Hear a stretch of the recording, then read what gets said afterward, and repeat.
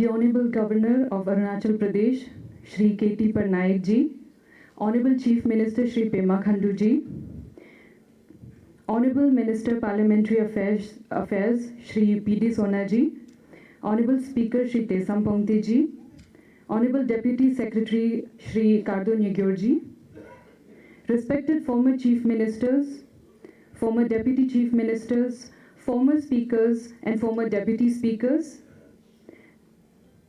respected Ministers, respected members of the Legislative Assembly, respected Secretary, officials and officers of APLA, and all esteemed guests, a very good evening to all. As we celebrate 50 glorious years of the Arunachal Pradesh Legislative Assembly, we pay tribute to the vision, leadership, and dedication of those who have served this august house and the people of Arunachal Pradesh with distinction. Today's felicitation ceremony is a humble expression of our gratitude to the distinguished leaders who have laid the foundation and shaped the democratic journey of our state over the past 5 decades.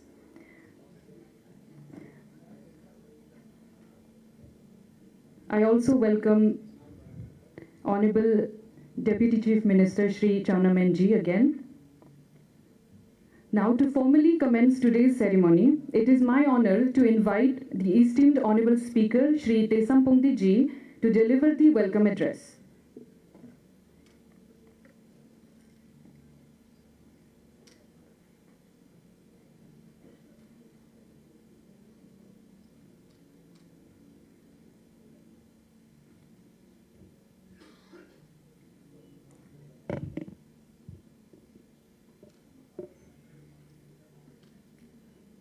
Good afternoon to all of you.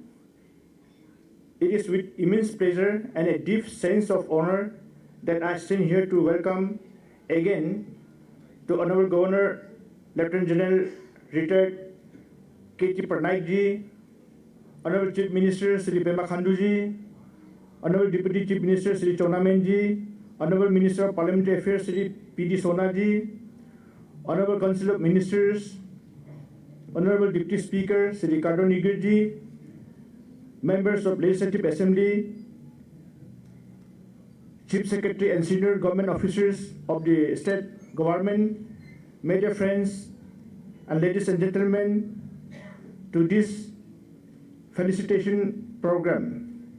I also take this opportunity to welcome former Chief Minister of Arunachal Pradesh, former speakers, former ministers, former deputy speakers, and former members of Legislative Assembly to this felicitation program. This program is to acknowledge and honor the dedicated service and invaluable contribution made by our past and present members in the journey of our legislative history. The 50 years milestone is not just a journey, rather it is a testimony of the hard work by our past and present members towards legislative excellence, achievement, and taking forward the enduring legacy of the sacred institution. Your hard work in voicing the hopes of and aspiration of the people of the state, taking part in passing important legislation and shape the functioning of the government and ensuring all-round growth and development of the state. What is significant is that we have not only successfully upheld the spirit of democracy in the state during our glorious journey, but we also have been able to preserve our tribal culture and tradition that we are very proud of. Legislative progress, together with our culture identity, can be attributed to the wisdom of our legislator. All your hard work is the source of inspiration for the people of the state, especially our youth, who are not only our future leaders, but also active participants in India's present democratic process. I am sure that this platform will send a message to the people to feel proud of our legislative progress and to be a responsible and informed citizen with regards to our rights and duties as enshrined in the Constitution and contribute significantly to the growth and development of the state. Realizing the youth play a vital role in democratic process and to make the Golden Jubilee celebration more befitting, the Assembly Secretariat has designed a student outreach program to connect with our youth and involve them in understanding and appreciating the essence of Indians' constitutional values such as unity, equality, respect for public property, and promotion of harmony, and above all, to be a more informed and responsible citizen. The Arunachal Pradesh Legislative Assembly has seen great speakers and deputy speakers who have smoothly conducted the business of the House, but I am very much proud that the Golden Jubilee celebration is taking place at a time when I am the Speaker of the Assembly, assisted by Sri Kadonigarji, Honorable Deputy Speaker. This will be a cherished memory for me.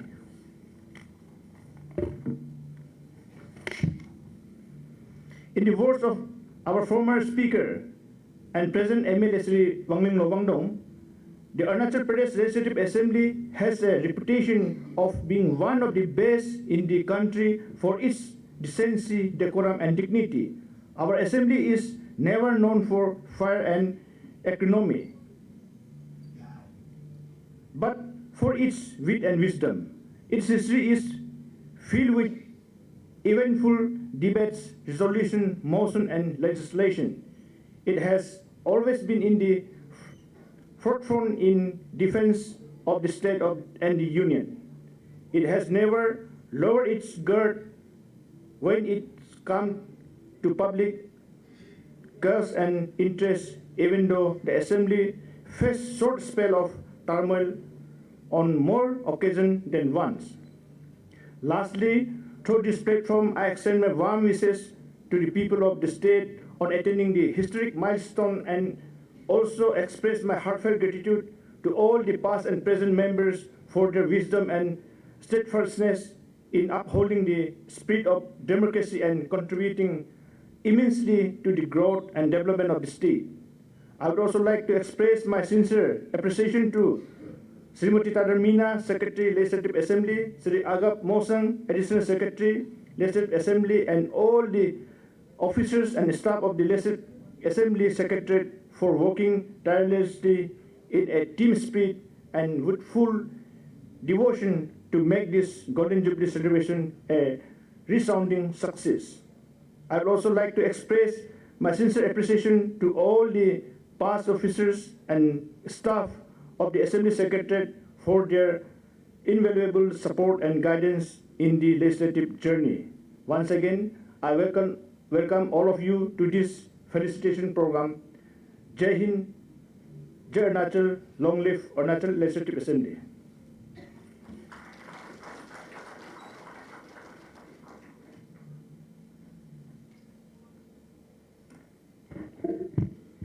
Thank you, sir. So we'll now begin with the felicitation ceremony to honor and recognize our former chief ministers, deputy chief ministers, speakers, and deputy speakers for their invaluable contributions to the governance and development of our state. But before we begin, we take this moment to recall with respect and gratitude the leaders who have served in the highest offices of the state.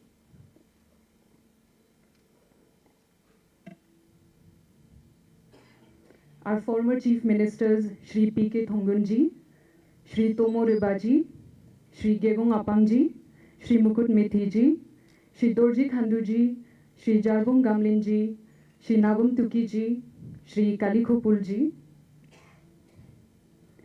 Our former DCMs, Shri Kaming Doloji, Shri Chauna Menji,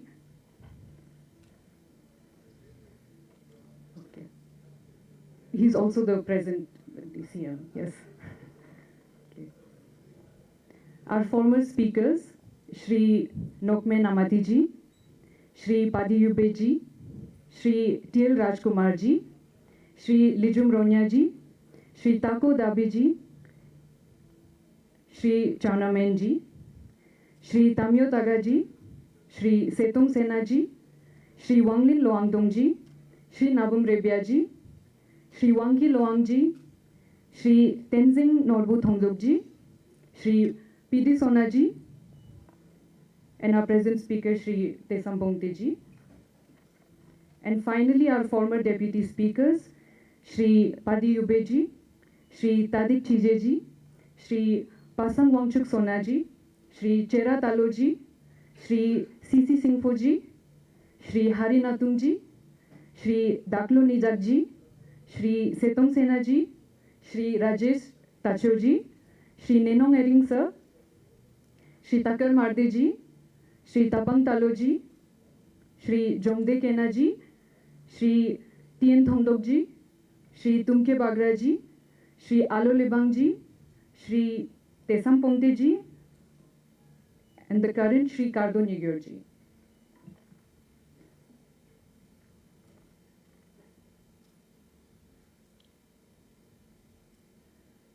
So now we will begin the felicitation ceremony for those who are present here and whose kids and kins are also present here today among us. We're deeply honored that this segment will be led by the Honorable Governor of Arunachal Pradesh, who will kindly present the felicitations.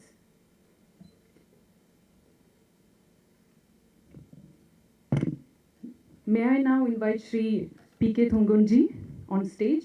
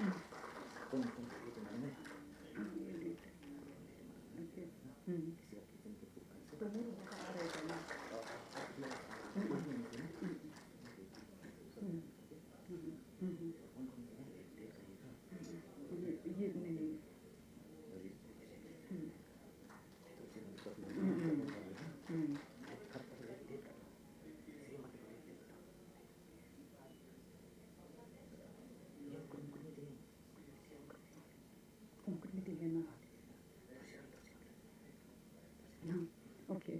Next we have Shri Tomo Ribaji. May I invite his kids and kins to receive the honor on his behalf.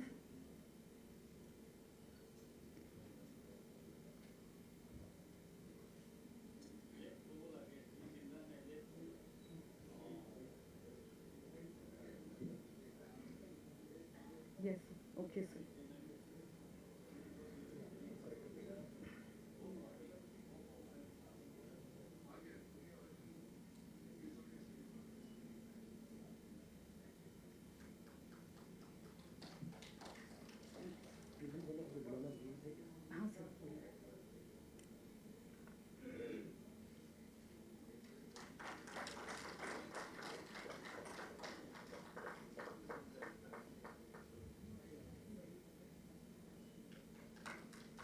May I now invite Shri Gegong Apangji?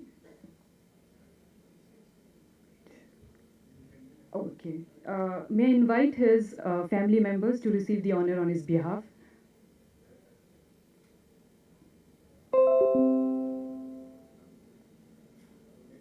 Okay.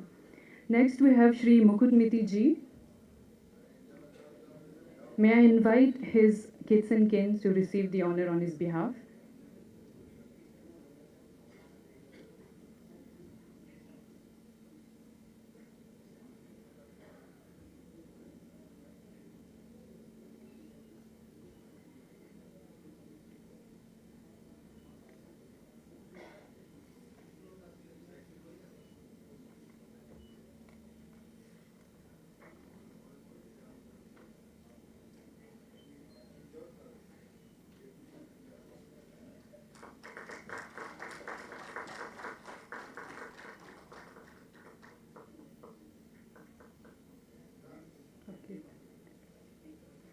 May I now invite Shri Dorji Khandu ji.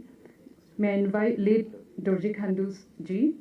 May I invite his son, our present CM, Shri Pema Khandu ji.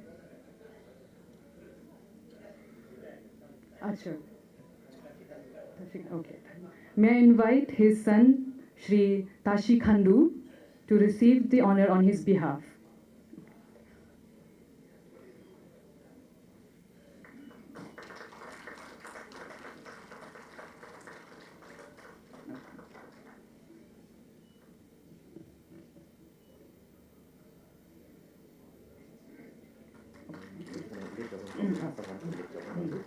Next, may I invite the kids and kins of late Shri Jarbom Gamlinji to receive the honor on his behalf.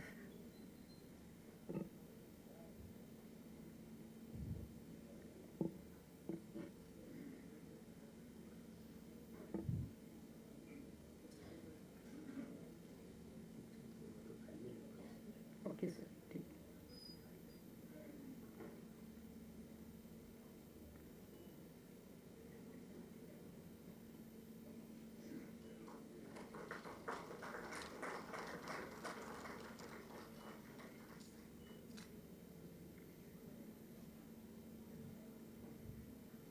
Okay. May I invite Shri Nabum Tuki ji?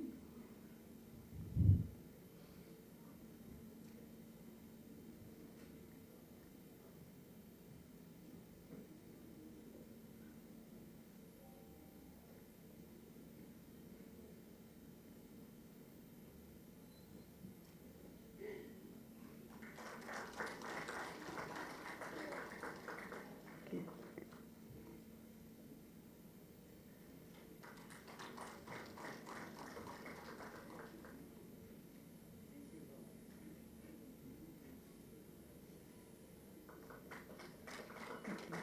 May I now invite the family member of late Shri Kaliko Pulji?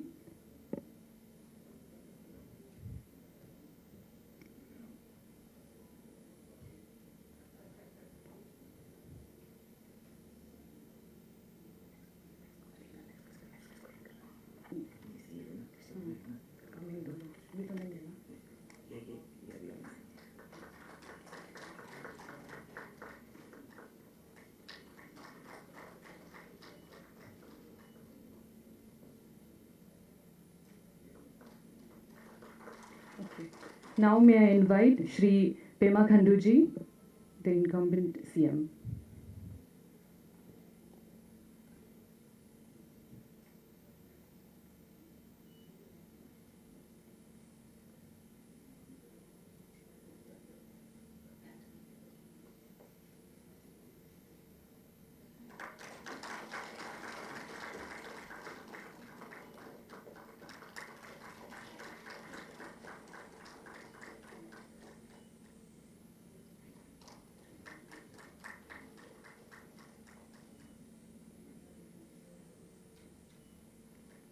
May I now invite our Deputy Chief Minister Chawna Menji, sir.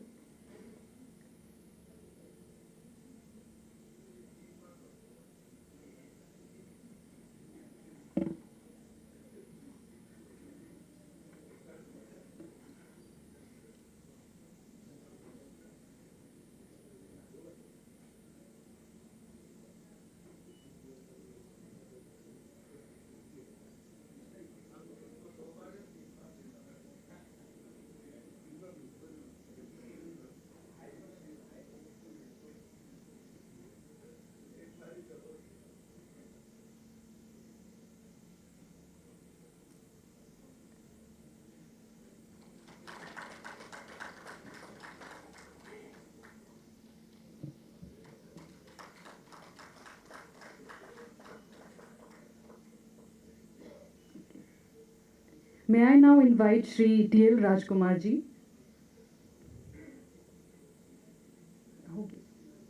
दो ही था sir sir absent वाला का नाम नहीं लेने का absent sir नहीं है बोले सर एब्सेंट है बोल के हो गया बोलेगा ओ ओ ओके ओके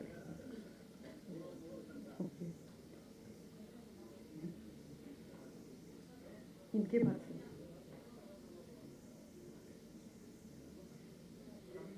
करने दो ठीक है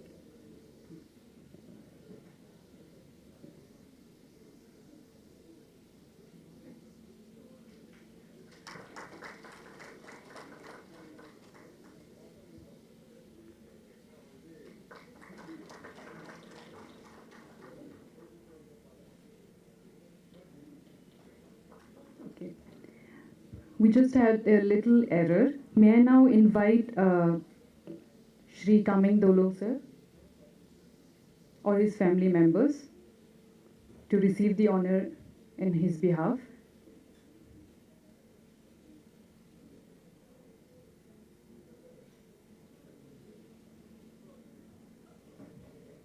Next.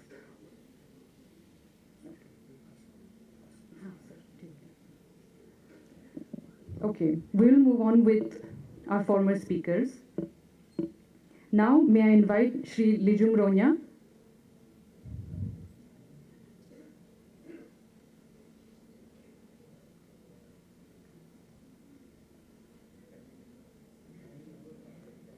Okay, may I invite his family members to receive the honor on his behalf.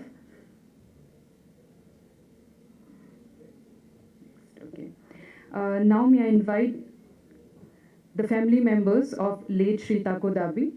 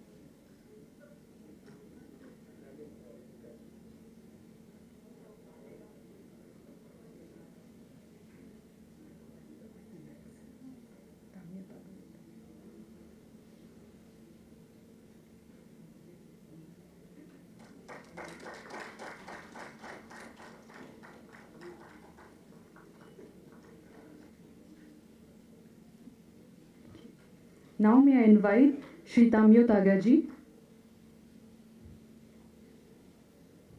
or his family members who will receive the honor on his behalf.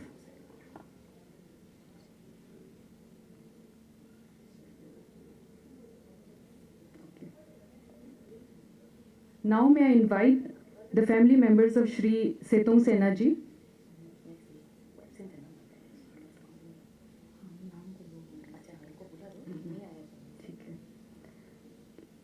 Next, may I invite Shri Wanglin Loangdongji.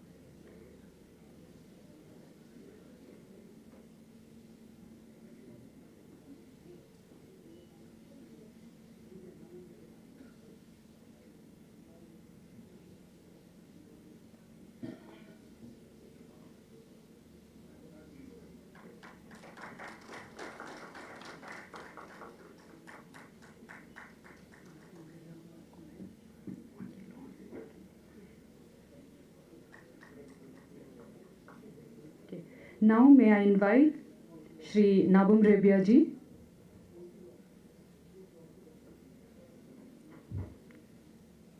or his family members who will receive the honor on his behalf.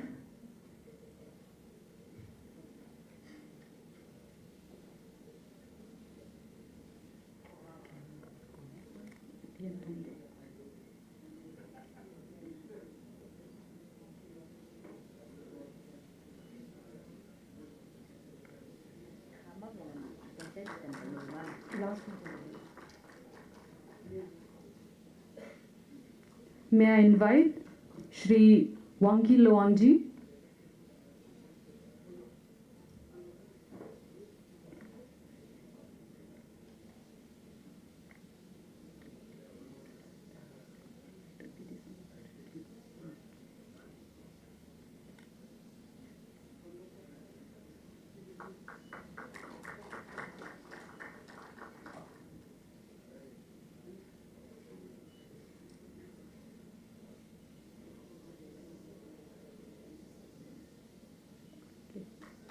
Now may I invite Shri Tenzing Norbu Thongdokji?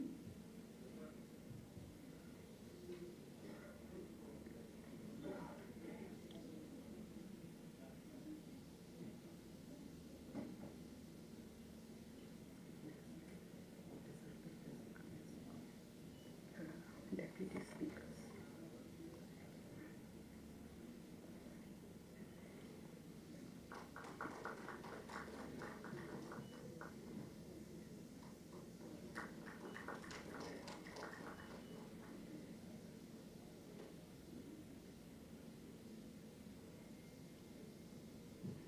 Now may I invite Shri P.D. Sona sir?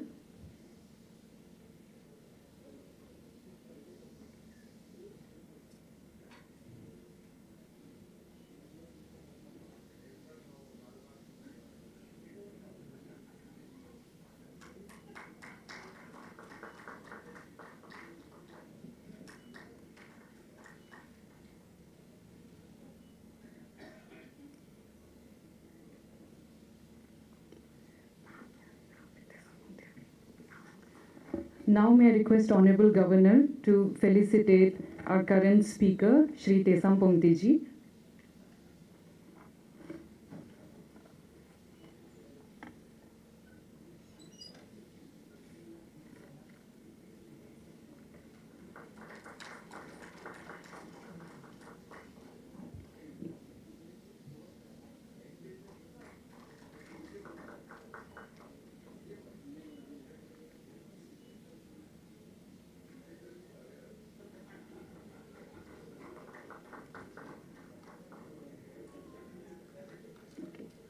Now, we will felicitate our former deputy speakers.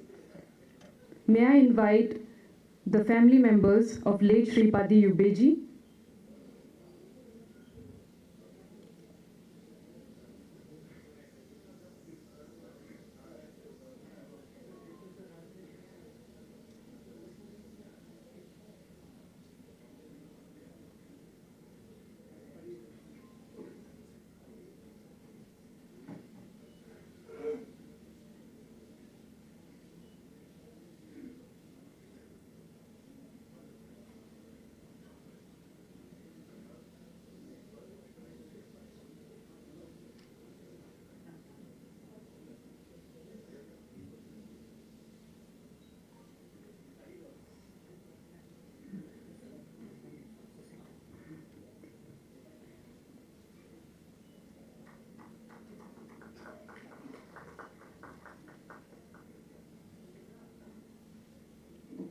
May I invite the family members of late Shri Tadik Chije?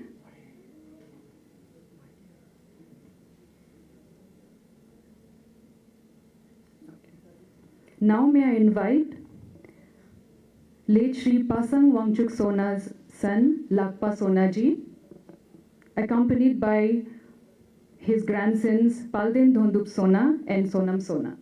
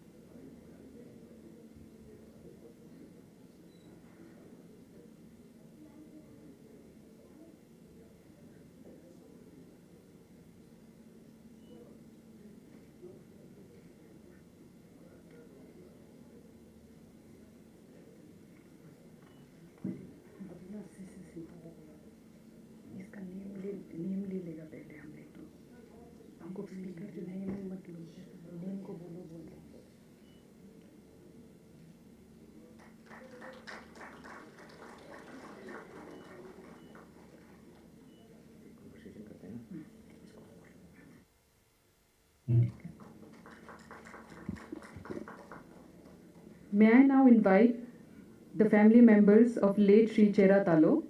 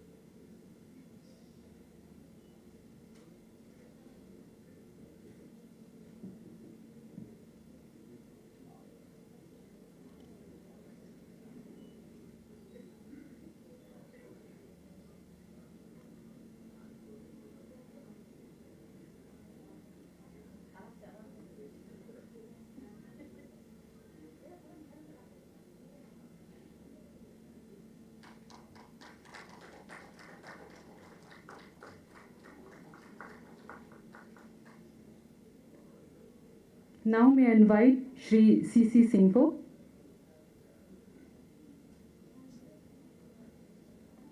Or his family members.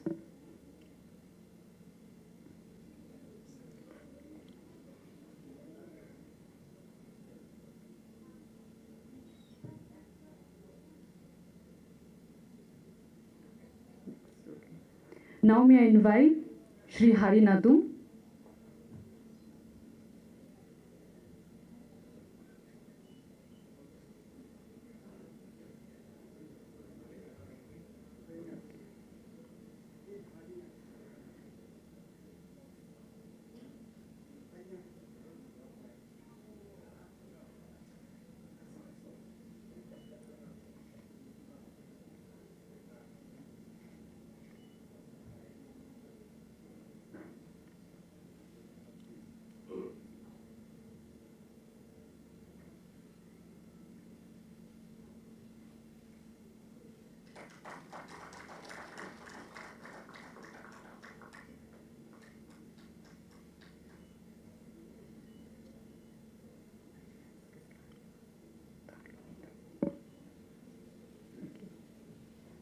Now may I invite Shri Daklo Nidak ji.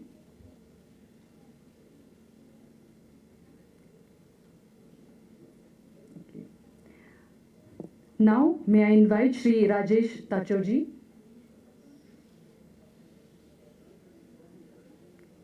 Or his family members. Okay. Now may I invite Shri Ninong Ering ji.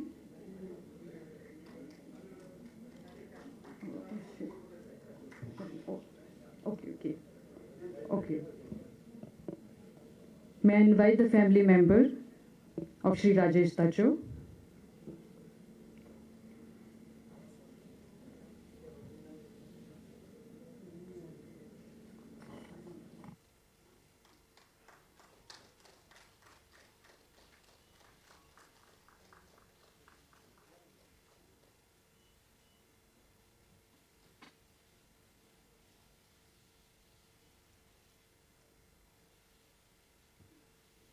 Now may I invite Shri Ninong Ering sir again.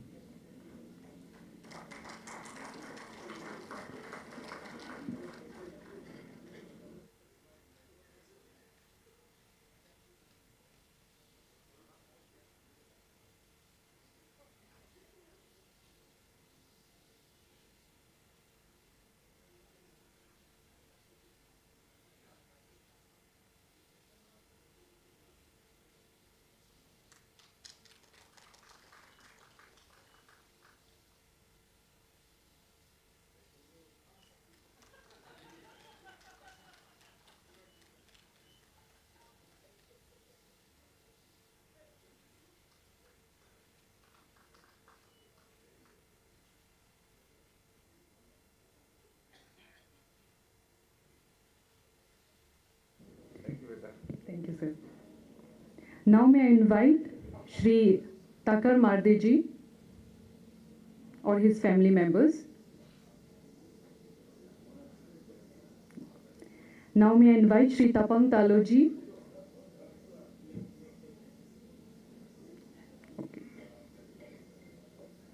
Now may I invite the family members of late Shri Jomde Kenaji.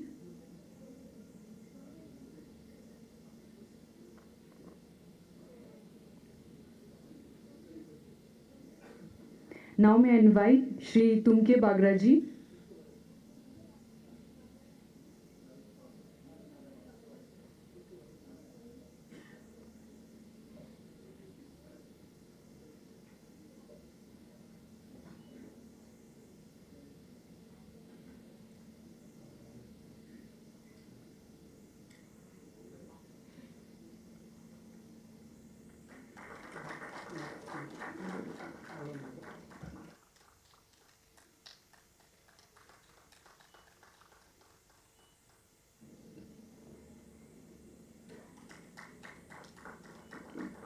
Now may I invite Shri Alo Libangji.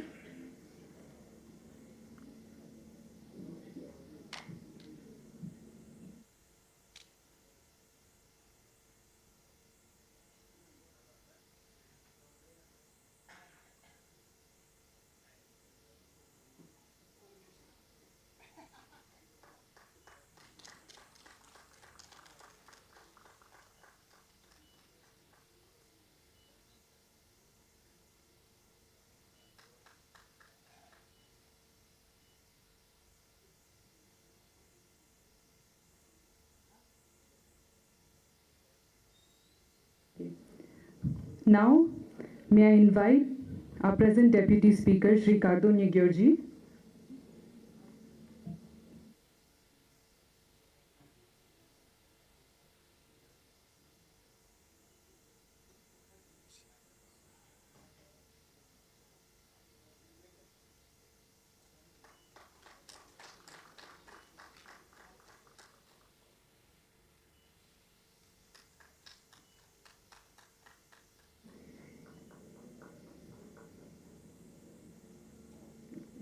With this, we conclude the felicitation ceremony. We thank the Honorable Governor for graciously leading this important segment of the celebration.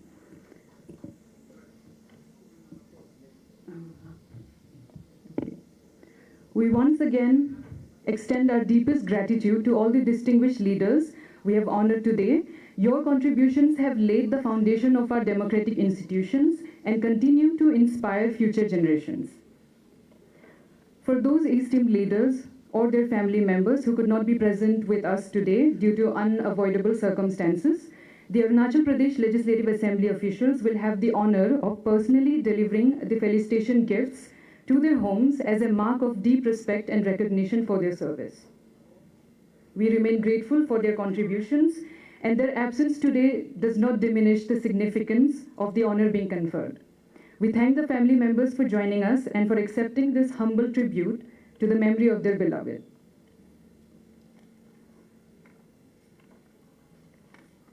Ladies and gentlemen, as we celebrate 50 years of the Arunachal Pradesh Legislative Assembly, it is our proud privilege to now invite a towering figure in our state's political history, the very first Chief Minister of Arunachal Pradesh, Shri P.K. Thongunji, a pioneer whose leadership laid the foundation of modern Arunachal.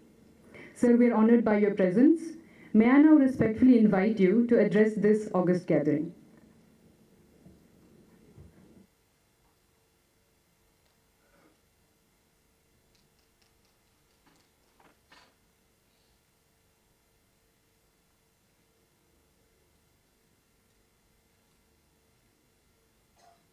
Meanwhile, all the other legislators who are present today, they will be awarded their felicitation gifts on their own seats by the officials.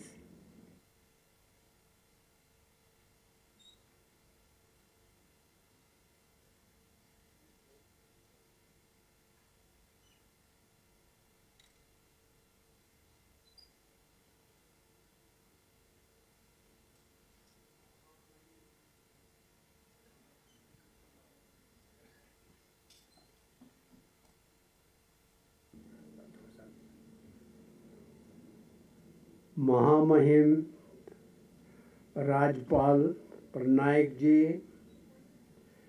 Honourable chief minister Pema Khandula, deputy chief minister Chowna Mein ji, हमारा speaker साहब पोंटे साहब, deputy speaker साहब, हमारा पासांग दोरजी सोना साहब और वो madam निग्योर क्या हाँ सेक्रेटरी, हाँ सेक्रेटरी मैनिया जी, मेरे पुराने कलीग्स दोस्तों जो करीब करीब सभी एक्स हो गया है, यहाँ के मिनिस्ट्री का कैबिनेट मंत्रीगण, एमएलए गण और आज यहाँ इकट्ठे हुए दोस्तों, हम यहाँ 50 साल अरुणाचल असेंबली का महोत्सव मनाने एकत्रित हुए हैं। इसी तरह का उत्सव में या इसी तरह का ओकेजन में मुझे तो बहुत ज़्यादा नॉस्टैल्जिक लगता है, क्योंकि मेरे साथ जो शुरू किया था अरुणाचल प्रदेश का डेमोक्रेटिक प्रोसेस, करीब करीब 90% या उससे ज़्यादा लोग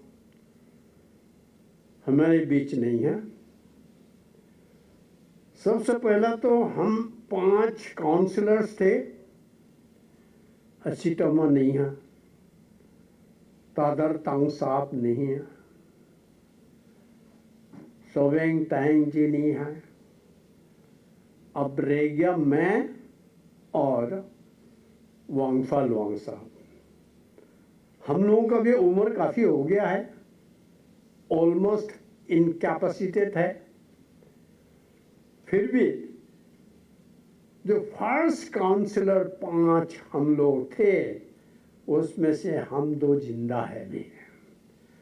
मैं सबसे पहला तो मेरे रेस्पेक्टेड कलीग्स को, बहुत ही सच्चे लोग थे वो लोग, मैंने करीब करीब दुनिया देखा है और कई लोगों का देखने परखने का मौका मिला है। उस एक्सपीरियंस से मैं आप लोगों को बता सकता हूँ, मेरे जो कोलीग्स थे, they were real well wishers, honest and dedicated people. तो मैं उनको मेरा श्रद्धांजलि अर्पित करना चाहता हूं और एप्रिसिएशन प्लेस करना चाहता हूं। I would like to just say, dear colleagues, I miss you. दूसरा स्टेज में जो मेरे साथ प्रदेश काउंसिल में थे, उनमें से भी कई लोग गुजर गए हैं। मैं उनको श्रद्धांजलि अर्पित करता हूँ। और कुछ लोग हैं, हम लोग कुछ ही लोग रह गया है, आज भी मिले हैं बहुत लोगों का। मेरे दिल में बहुत एक किस्म से मैंने नॉस्टैल्जिया की वजह से आंसू निकालने में लग गया, लेकिन ये दुनिया का नियम है, इसको तो सहन करना पड़ेगा। The life has to go on. Likewise, मेरा कलीग MLAs, एक्स MLAs जितना भी यहाँ आए हैं और जो गुजर गए हैं, आप लोगों को मैं नमन करता हूँ, प्रार्थना करता हूँ। इस वक्त जब 50 साल का बात मैं सुनता हूँ, मैं अपना वतन को देखता हूँ, यार ये 50 साल से ज़्यादा हो गया क्या? लेकिन मेरे दिल से ये जवाब आता है कि हाँ, तुम 50 ही नहीं है, 80 साल का करीब हो गया है। यानी मैं अपना बदन को भी ठीक से देखा नहीं था, मैं चारों तरफ देखता था और आगे देख के प्रोग्रेस का, अरुणाचल का हमेशा ध्यान करता था। आप लोगों में से मेरे दो पुराने दोस्त हैं, क्या था ईटानगर फॉर एग्जाम्पल, कितना जोक करता आपको, पाँव में पूरा जोक भर गया। हम पहला पैदल आते थे यहाँ, और पैदल आके सर्वे करके वापस जाके दोईमुख और नाहरलगुन में रह के शुरू किया था ये जगह। आज बिल्कुल भव्य असेंबली हो गया, सेक्रेटरीट हो गया और कई भवन बन गया। अच्छा रास्ता हो गया, सैकड़ों गाड़ी, हजारों गाड़ी चलता है। कितना परिवर्तन हो गया। मैं अपने आप को बहुत भाग्यवान मानता हूँ कि क्या से क्या हमने देखा, इसलिए मैं अपना बदन को देखता हूँ। यार अभी ये 80 साल का हो रहा है, ये बता दे कितना प्रोग्रेस अरुणाचल का देखा, उठा, मैंने इसका उठल पुठल, आगे पीछे, कितना पॉलिटिकल एक्टिविटीज मैंने यहाँ देखा। केवल यहाँ नहीं, ऑल इंडिया लेवल में भी अरुणाचल का कृपा से मैंने बहुत देखा और सीखा। इसलिए मुझे अब यहाँ आपके सामने खड़े होते हुए जब 50 साल का बारे में बोलते हुए या सोचते हुए एक कंफ्यूजन होता है मेरे को, यार कहाँ से शुरू करूं, किस चीज को बताऊं, किस चीज को नहीं बताऊं। लेकिन कुछ तो बताना पड़ेगा, इसलिए मैं आपको याद दिलाना चाहता हूं, बुद्धिजीवी लोगों को याद दिलाना चाहता हूं। हम तो ब्रिटिश रूल में थे एक जमाने में। आज का ये जो एडमिनिस्ट्रेशन है, नॉर्थ ईस्ट फ्रंटियर एजेंसी कहलाते थे, नेफा कहलाते थे, या उससे पहले ट्रैक्स कहा करते थे, आज अरुणाचल है। इस एडमिनिस्ट्रेशन को, इस डेमोक्रेटिक प्रोसेस को, इस पीपल्स मूवमेंट को शुरू कब हुआ था? What is the genesis? अगर आप अरुणाचल का हिस्ट्री देखा जाए, अरुणाचल का समझने को कोशिश किया जाए, तो हमारा यहाँ बहुत लंबा चौड़ा अलग अलग ट्राइब्स है, हमारा अपना अपना हिस्ट्री है, ब्रिटिश जमाने से पहला और उसके बाद। Genesis of modern administration and modern Arunachal started in 1873, जिसको आप लोग सब बुद्धिजीवी लोगों को पता है। Bengal Eastern Frontier Regulation Act was passed by British government, और उसका तहत आज हमको जो प्रोटेक्शन मिल रहा है, inner line protection, main purpose of that inner line protection was what? इस एरिया, हमारा एरिया में even Britishers could not enter without a pass. That means even Indians, Indian union का जो सिटीजन्स है उनको भी अपना देश में होते हुए भी वो परमिट का, इनर लाइन परमिट का जरूरत होता था। और उससे उसका मेन पर्पस क्या था? Protection of the area, protection of the tribals, protection of the indigenous culture of tribals, and tribals so that could not be run by outsiders in their own place. इस genesis को अगर आप study करें, इसका reason, कारण, it goes back to America. In America several hundred years ago, Red Indians were hunted, butchered. Their territories were taken away from them, and they were harassed. Almost, they were extinct.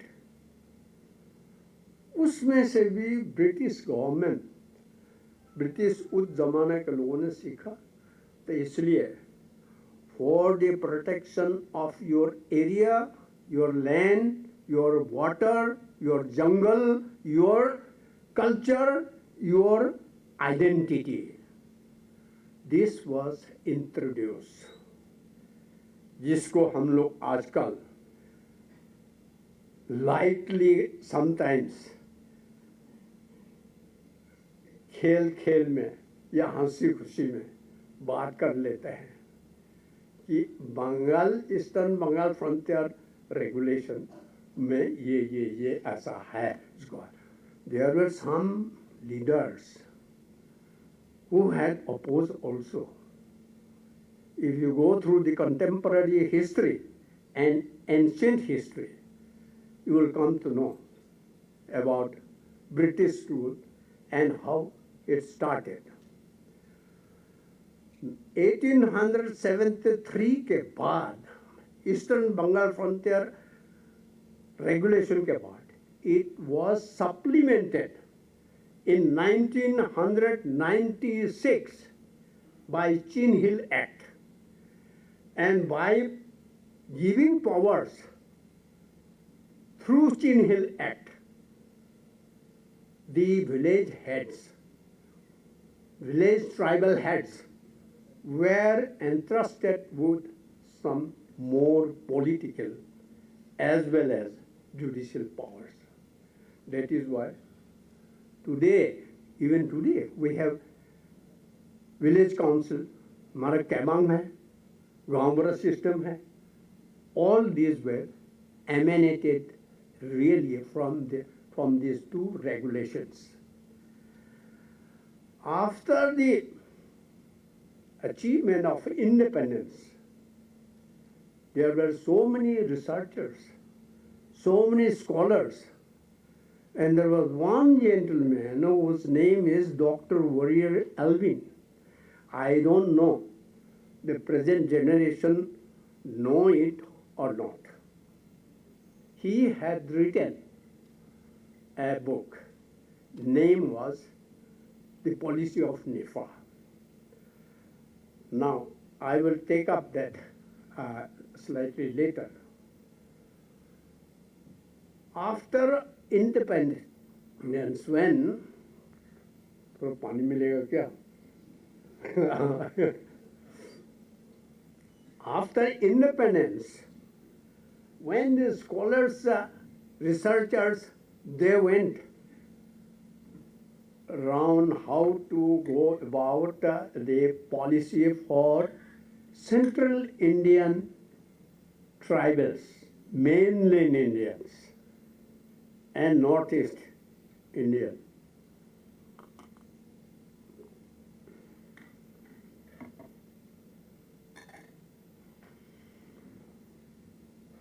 Before that, when Pandit Nehru became Prime Minister, we were known as the Balipala tract, Lakhimpur frontier tract, Sadia frontier tract, Tirap frontier tract, and thereafter, Pandit Nehru in 1954 made NIFA, North East Frontier Agency, and Pandit Nehru, he decided that the civil service people in northeastern region and Ladakh should be not the normal ICS officers. Present IS was earlier known as ICS. He introduced a service, IFAS, Indian Frontier Administrative Service. And these officers were mainly picked up from defense personnel. That's why some of friends will still remember some of our political officers at that time in districts. That means at that time frontier agencies. They were either some were captain, some were major, some were colonel. Now, for example, my DC was a captain, then Major Yusuf Ali, then Major Cutting before that. Like that, Colonel Johari, they were from IVAS service. Later on, of course, they merged with IS. Why? Because Pandit Nehru was influenced by the studies and the thoughts of Dr. Warrior Elvin. Dr. Warrior Elvin was a scholar who did a lot of research in the matter of tribals. Mainland tribals he was working, but later on he worked in NEFA also extensively. Then he wrote this book. On the basis of that book, NEFA was administered. What was the main essence of that book? Tribals should be allowed to aspire and prosper from within themselves, amongst themselves. And tribal culture should be protected. Tribal language should be protected. Culture should be protected. Religion should be protected. This was the spirit of that book. I remember as a student, class 7 student, I was sent to Delhi for Bharat Darshan tour. At that time, that was 1959. That policy was introduced and in full swing. तो हमारा महामहिम जी मुझे वो agree करेंगे मेरे साथ. Army officers थे mostly, कोई एयरफोर्स से भी थे. In their enthusiasm, in school we were only allowed to wear our local dress. And I was wearing sape, our local dress. And when we went to Bharat Darshan, I was allowed to wear that only. While reaching in Delhi, I wanted to wear half pant or long pant. I was not allowed. But then one elder brother was there. Elder brother means he was in college, I was in school. He gave me his half pant. And that I used after reaching there. So this was the enthusiasm of implementing the policy of NEFA by the IFA's officers. Naturally, that was not bad for us. But sometimes some good work are implemented. When implemented in the field, some excesses take place. With due respect, I don't think will take otherwise. अभी देखा था election commission काम तो ठीक कर रहा है लेकिन थोड़ा एक्सेस जैसा लगता है ना तो likewise at that time, right at that time, I felt that the policy is good, but this is slightly excess. कपड़ा और दूसरा पहनेगा ही नहीं जब तक तुम्हारा खान पीन भाषा ठीक है कल्चर ठीक है पूजा पाठ ठीक है बचा रखो लेकिन कपड़ा अगर वो जो पहना था वो ही पहनो लंगटी वाला लेंटी पहनो ये थोड़ा एक्सेस हो गया ऐसा मेरे को उस समय लगा था तो बाद में पंडित नेहरू ने जब ये नेफा का पॉलिसी बनाया फ्रंटियर ट्रैक्स को हटा दिया तो उसके बाद तो क्या क्या हुआ आप लोगों को सबको मालूम है जैसा Kameng frontier Siang frontier Subansiri frontier Tirap frontier Lohit frontier ये डिविजन्स बना डिस्ट्रिक्ट नहीं बोलते थे डिस्ट्रिक्ट तो बाद में बोलने लग गया और डीसीज को उस समय पॉलिटिकल ऑफिसर्स बोलते पीओ साहब बोर साहब बोलते थे तो likewise gradually we transform and we must remember as Honorable Deputy Chief Minister has stated today in the floor of the House, there are people before us or old well-wishers who influence gradually for what we are today. Our first MP was Honorable Chokhaman Gohai. After Chokhaman Gohai ji, Mr.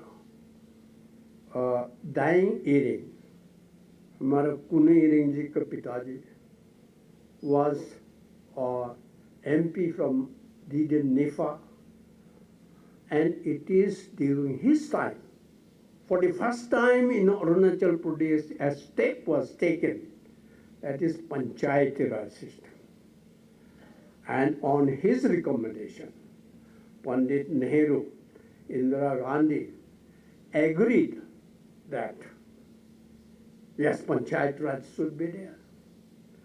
Well, after that, 1969, the Panchayat Raj election had taken place. That means the agency council elections took place through Panchayat Raj. That went on, and later on, the agency council was converted into Pradesh Council. Pradesh Council was, as you all know, made in 72, 5 councillors, which I have already mentioned. And after that, that was converted into full-fledged assembly. And then I must pray to God that let the wisdom of the people be as it is during those days. I was made in the first legislative assembly, the chief minister with councillor minister. our election took place, means slip election. We were 33. Asitamo and myself, we contested. I got 26 votes, and rest vote went to Asitama. I was first informed when I see about Kamang Borangi. He immediately informed me because we were not allowed to participate. So that is how I got elected as Chief Minister. And at that time, we were very in a formative stage, even in party system also. I was not elected as a Congress Chief Minister or any party Chief Minister. At that time, in the assembly, we were all in almost non-party, but we had started a unit of Congress. That is how 1975 I became Chief Minister. I am very, very thankful to God and thankful to the wisdom of Arunachal Pradesh. I was very grateful to the wisdom and expressions of love by the people of Arunachal Pradesh. I thought I must do the justice. We were just starting from the clean slate. So what happened? We had assembly, okay, but we don't know how to run the assembly. We have no experience. I went to Sarat Chandra Sinha, the Chief Minister of Assam, and borrowed an officer from, experienced officer from their assembly. His name was Handikji, Handikoi, Mr. Handikoi. And my very close friend, Nokme Nimati from Tirap, was chosen as speaker. And they too got down to work, and that is how the assembly started working. That is how the Arunachal Pradesh Assembly was established. Well, if I say a little longer, it may take more time. In short, well, after becoming ministers, we thought we must do justice to the people. I particularly thought I must do whatever I can do. We started first visiting each and every district. I visited not only districts, the circles, up to circles, blocks. I personally visited most of the blocks and very interior places also. Helicopter used to be the only means at the time, and then walking and by jeep, rough roads, whatever it was. Then we could understand that what we should do. But there is another khai, another blockade. What we want to plan and execute, we have no money. The funds were very little. When I took over as Chief Minister, my plan allocation was 4 crores. And total budget was, I think, 28 crores. You can imagine, अब क्या करें? Despite all these difficulties, we tried our level best, particularly my friends, my hats off to them, my colleagues. They were day and night workers. Sometimes when I say night, They will work. I had a friend, I had a colleague. Who, we all used to drink at the time. I had a colleague. You may give him one full bottle of rum. He will consume, but his work will not go here or there. His writing will be the same. His words will be the same. So likewise, we started working day and night with the scanty of funds. Then we decided, Apangji had come this morning. I wanted to tell in front of him here, but he has gone. He is not very well, he told me. First of all, we two decided that I, as Chief Minister, had to run to Delhi for every project as Union Territory and ask for money. That was not possible for a person, one person. So in a month, sometimes I used to visit 4 times Delhi. Now here in Itanagar, Arunachal, we were new. All expected ministers to look after them, meet them. When we come here, when I come here, I meet people. There's no time to work and meet people, go to Delhi. Apangji and I decided, all right, Apangji, you be here Chief Minister. I will go to Delhi. Try to convince the Planning Commission and other Home Ministry and others. That was what we had an understanding. No.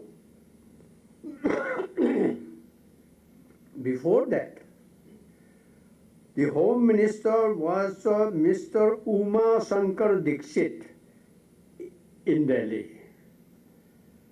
Sheila Dixit's father-in-law. Sandeep Dixit, present Delhi leader Sandeep Dixit's grandfather. He was a Hindi protagonist. So, because of him, let me go one step behind. We were more or less, when we were a Pradesh Council, Union Territory was given, idea was given by this old man. Indira Gandhi was Prime Minister. And then we met him twice. K.C. Pant, many of you must have heard his name, was Minister of State in Home Affairs. So in front of us, discussed, and K.C. Pant was put on duty to talk to Indiraji to make Arunachal Pradesh Union Territory. I'm one step back talking about her. And that is how Indiraji was briefed, and she gave us Union Territory in 72. Now, coming back to the story, that Apangji and I decided, then came the election of 1980, 1979 and 80. I went to Delhi. I got the chance of having the idea of Delhi and national politics. That is how Apangji and I coordinated and started working together for the construction of this capital, besides other developments in Arunachal, because we had shifted up to Naharlagun only. Then this capital was planned This morning also he was talking to me. We were talking about this. Planned and then execution was started. That is how this process of whole administration of Arunachal Pradesh started. Well, when I became chief minister, at that time, before me, what I thought, what I decided is, before me the task was, we were not very organized. And before us, there was no democracy. It was a kind of bureaucracy administration. So we had to build the structure of democracy and to drive along with that.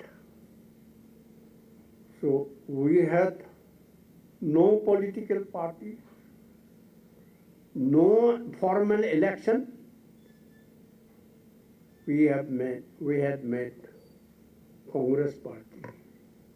The first, as speakers have mentioned, the first election, assembly election, as per democratic process of Constitution of India, was held in 1977-78.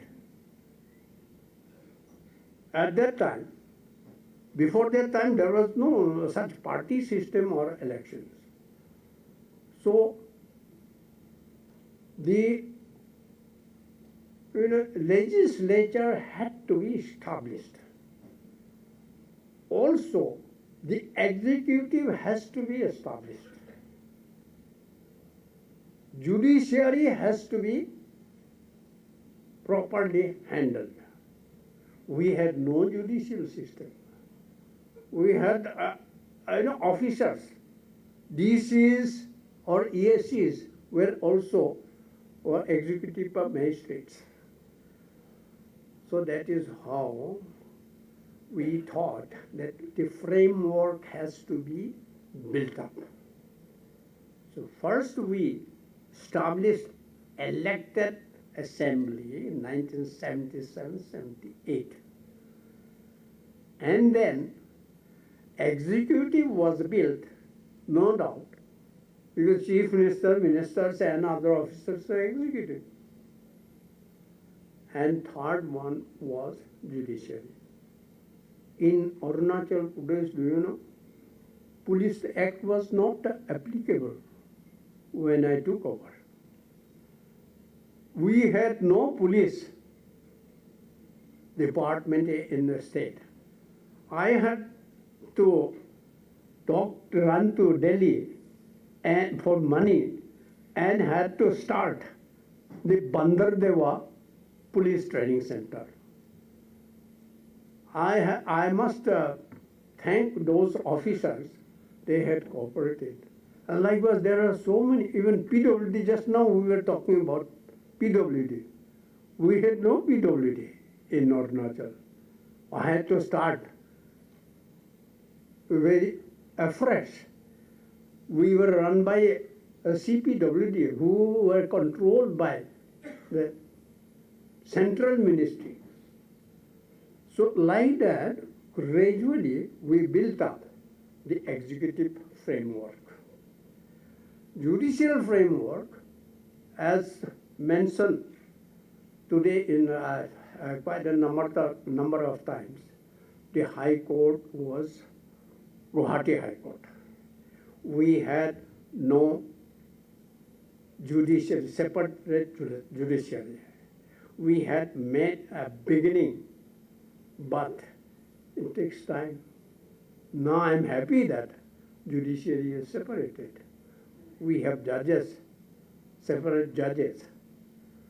Likewise,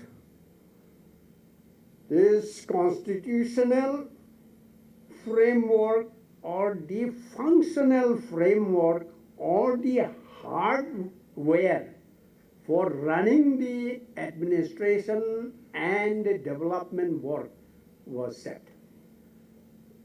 This was a great achievement so far as Arunachal Pradesh is concerned. Otherwise, there was no democracy earlier, no election. So likewise, after that we started gradually working, and you have seen the examples are there. Now, for example, somebody mentioned about the university. This university was named earlier, in the beginning. Rajiv Gandhi University was as Arunachal University. How was it established? That has got a long story. I think I have a long story for that, but in short, I can tell you, there was Assam agitation in 1979, 80, 81, 82. Many of you may remember the Assam students lost 2 years because of agitation. Exams were not conducted in Guwahati University. Exams were not conducted in Dibrugarh University. But at that time, I used to tell in Delhi, I have only Dare College, 1.5 college. We had Pasighat College and Deranatun College here, Night College. These two were also affiliated in Guwahati University. So our students were going to lose 2 years. I directly went to Indira Ji's office and almost sat down before her. Of course, she was very good to me at that time, quite motherly. I went and sat down before her table. So she said, "Kya hua? What happened?" तो बोला, madam, Assam तो पहला से educated है, 1-2 साल loss होने से उनका कोई बात नहीं, लेकिन मेरे स्टूडेंट्स को, we started very late, we can't even lose 1 year, तो आप कुछ करिए, यूनिवर्सिटी हम चेंज करिए, कॉलेज से एफिलिएट कर दिया, जाओ दिल्ली में जाओ मेरा नाम लेके बात करो. I went there, Delhi University में, they refused. We affiliate only within the Delhi territory. Then I started looking for which university affiliates. Punjab University I found. And many of you must have remembered. Pasighat College was once affiliated to Punjab University. And that is how I could save, and this Apangji also knows very well, because of our coordination, we could save 2 years of our students. And this was the difficulty when Indraji came to realize. Then I placed a demand for university, Arunachal University. Apangji knows it very well. He coordinated. We placed the demand. She agreed. And in 1984, January, Mr. Techi Taka, a very close friend of mine, was education minister here. Indraji came, laid the foundation of university above doing more. And that is how this university had come. Now, education is one of the most important aspects. Many of you may not be knowing, even the intellectuals, how we introduce. I was looking for Mr.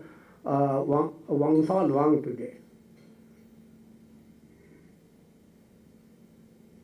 In Arunachal Pradesh today, the medium of instruction is English, and the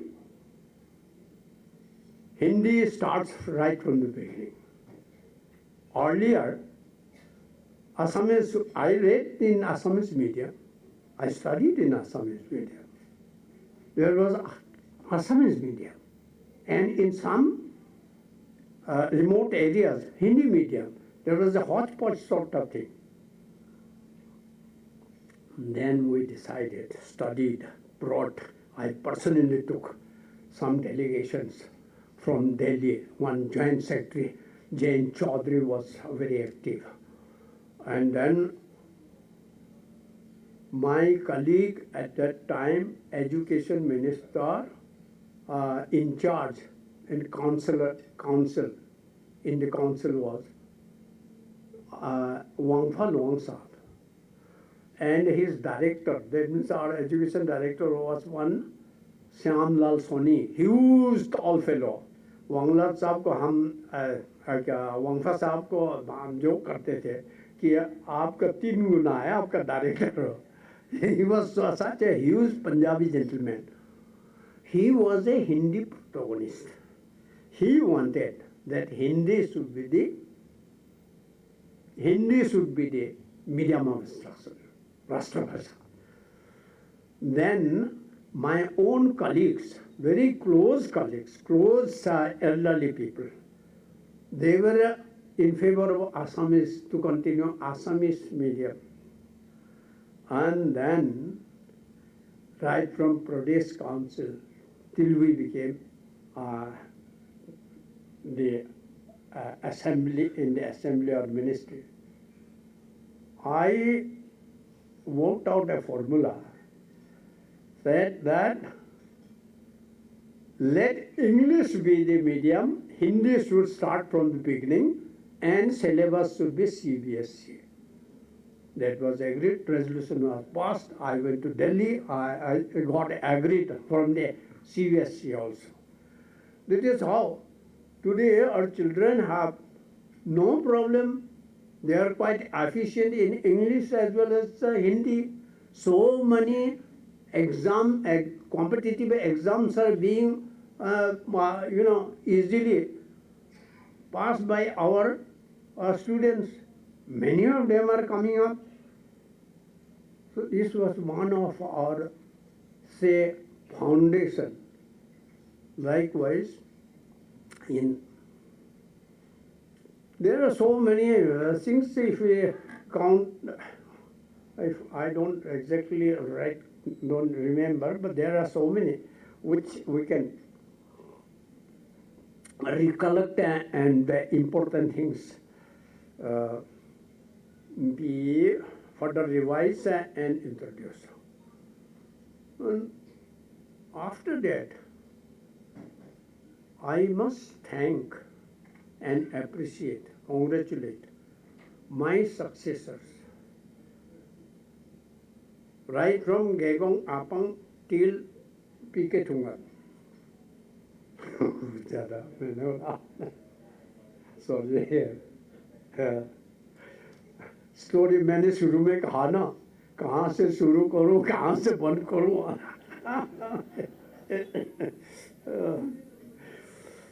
So I will conclude now. These were the old stories. और मेरे दोस्तों को याद करने से मेरे को कभी कभी बड़ा नॉस्टैल्जिक होता है, कभी कभी रोना भी आता है. ऐसे मेरे दोस्त ईटानगर में आने से मेरे पास दोस्त भी नहीं आ गई. Most of them are gone, some of them are incapacitated. इसलिए जब भी यहाँ आता हूँ तो पेमा खांडू थोड़ा बहुत वो ध्यान देते हैं, इज्जत देते हैं. साथी लोग जहाँ जूनियर्स जो एमएलएस मिनिस्टर्स है इज्जत देते हैं. इसलिए मेरे मन बहुत अच्छा लगता है और सोचते हैं कि अगर विदाउट एनी मैंने greed, if you work for the state or the people, you get respect. अभी आज का बारे में, अभी का बारे में मैं थोड़ा सा कमेंट करना चाहता हूँ। देखिए, जिस हॉल में हम खड़ा होके बात कर रहे हैं आज, मैं खड़ा होके बात कर रहा हूँ, ये किसने बनाया?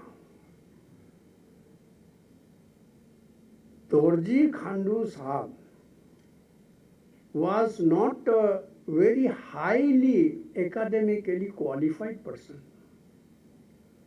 लेकिन he was a go-getter, he was a wise man, and he was a visionary leader.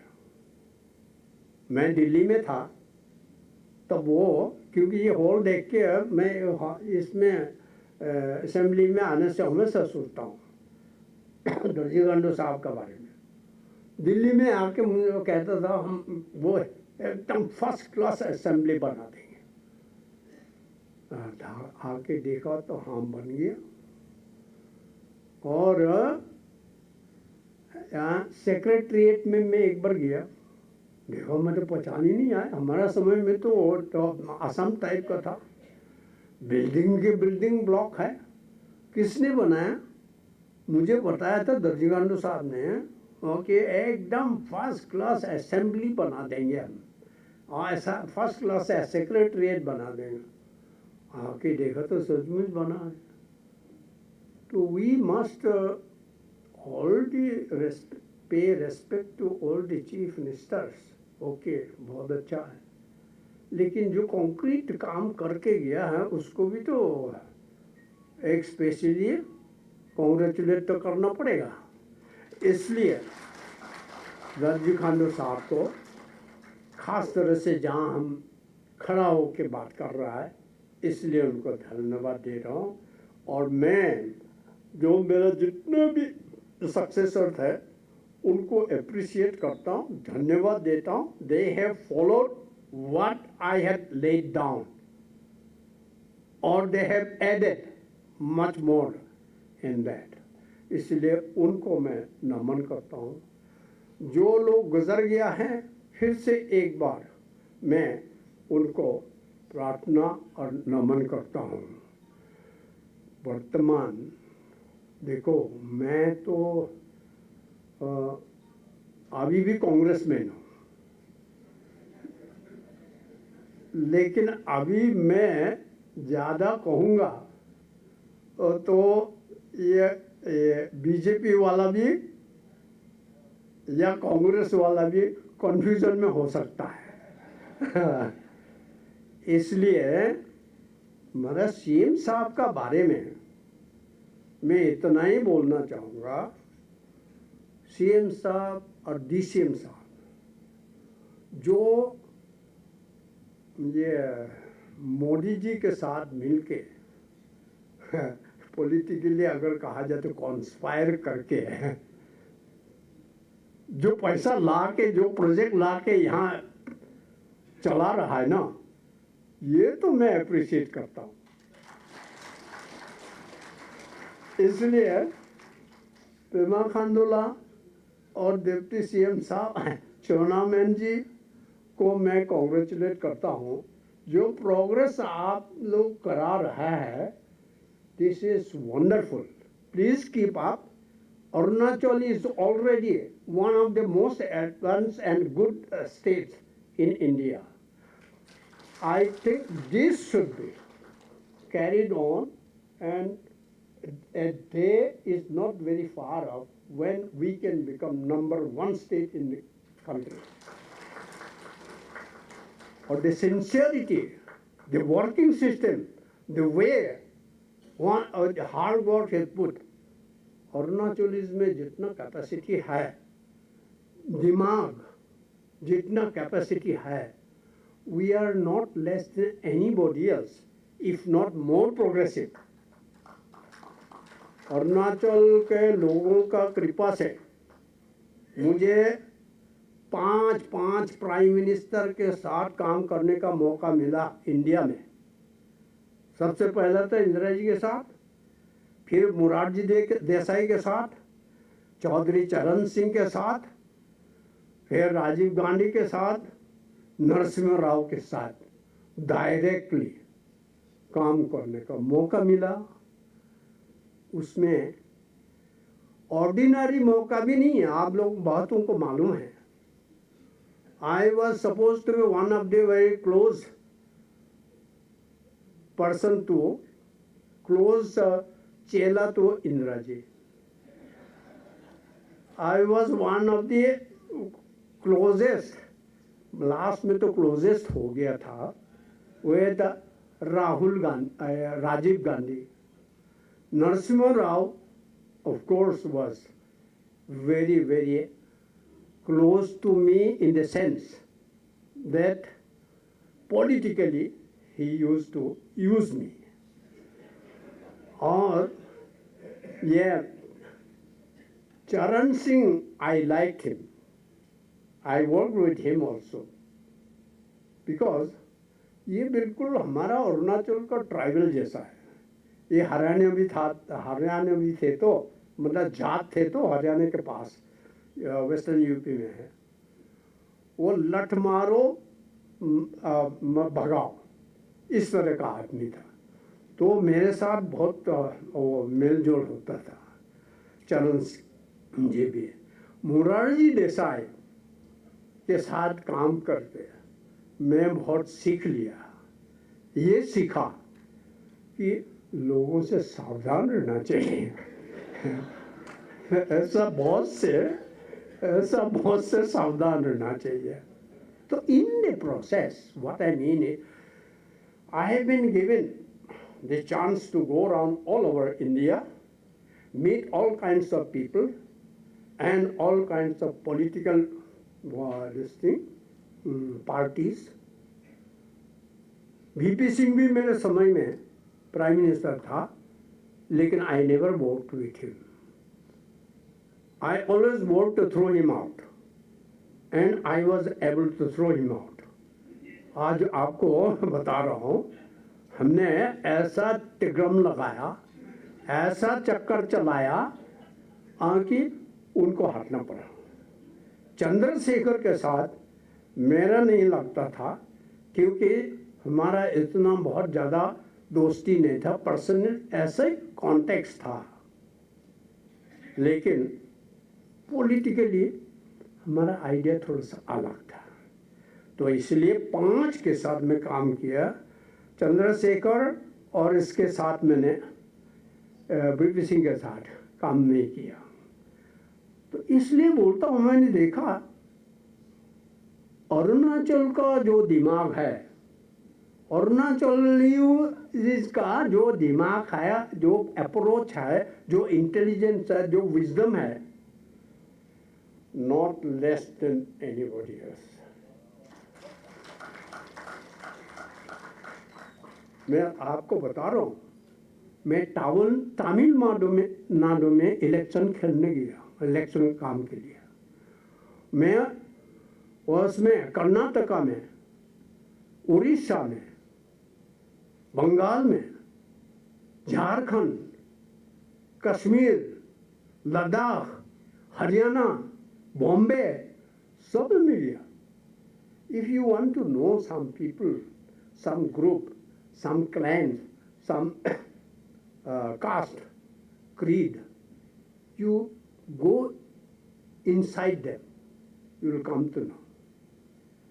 Their intellectual standard also you will come to know. From this experience I am saying, the Arunachal वालों कोई परवाह नहीं है, तुम किसी से पीछे नहीं है, तुम बहुतों से हिंदुस्तान में बहुत आगे है। हाँ, जेब में पैसा इतना नहीं हो सकता है, लेकिन तुम्हारा जो दिमाग है, तुम्हारा जो ताकत है, जो तुम्हारा हेल्थ है, वो किसी से कमी नहीं है। इसलिए please go ahead the way you are working, the way you are determining the fate of this state, it is very appreciable. Pema Khandu का दूरदर्शिता, एक कहावत है ना, क्या फादर लाइक सन ना, ऐसा एक कहावत है ना अंग्रेजी में। अरे दोरजी खांडू साहब ने जो यहाँ काम किया और उसका विजन किया था, उसके बाद ये हाईवेल प्रोजेक्ट ही हमारा ऐसा एक सोर्स है जिससे अरुणाचल को सबसे आगे ले जा सकता है। इन्होंने इसलिए बहुत आगे बढ़ी। तेंजिन नोर्बू साहब हमारा उस समय चीफ इंजीनियर थे और सेक्रेटरी भी थे। उनको पता है उनका क्या विजन था कि अरुणाचल प्रदेश को हाईडेल से ही इतना पैसा दिला दे कि हमको किसी से मांगने का तो जरूरत नहीं है। वैसा पेमा खांडूला जी, ये मैं पहला भी बोल चुका हूँ। पेमा खांडूला को, हमारा सीएम साहब को तो मैंने छोटा से ही देखा ना, हम लोग उधर से एक ही जगह से है। ये महाशय, ये he is the gentleman, absolute gentleman, but don't take him weak, that for his weakness. He is a very courageous man.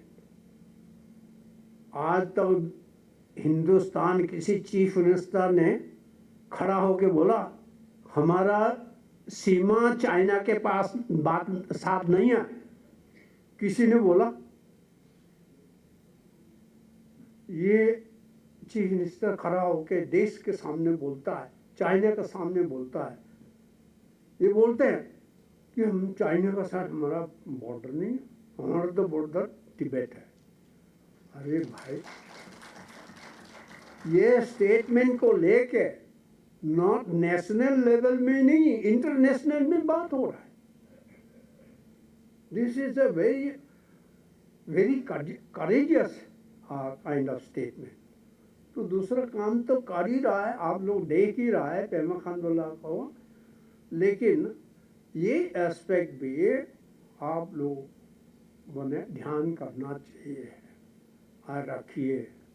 ये हमारा स्टेट के लिए या देश के लिए सिर्फ नहीं, ये सारा इंटरनेशनली विश्व को कर्ज देने वाला बात है। कमजोर को जबरदस्ती वो दबाता है चाइनीज, और कोई आवाज नहीं उठाता है, चुप रहता है। तो इस तरह से हमारा चीफ मिनिस्टर नहीं था। मैं तो बहुत गौरव फील किया, लेकिन मैं पहला बताया ना, मैं तो कांग्रेसी हूँ तो इसलिए ज़्यादा बोलने से भी बहुत इतना ठीक नहीं, कंफ्यूजन होगा। अच्छा, एनीवे, लास्ट में ना, I want to conclude. I want to congratulate the honorable speaker sahab, honorable deputy speaker sahab, and honorable chief minister, deputy chief minister, and government of Arunachal Pradesh, and above all महामहिम राज्यपाल जी, आपको आपके प्रति बहुत बहुत धन्यवाद प्रकट करता हूँ और बहुत बहुत आपसे आशा करता हूँ भविष्य में भी इस तरह से जो मोरल बिल्डिंग एक्टिविटीज, क्योंकि सब देखिए माइंड ही तो असली है। अगर आपका मोरल हाई है, माइंड ठीक है, तो हाथ पांव हिलेगा, काम करेगा, सब कुछ काम होगा। इसलिए इस तरह का मीटिंग्स जो ऑर्गेनाइज किया है उसके लिए धन्यवाद और बहुत बहुत कांग्रेचुलेशन।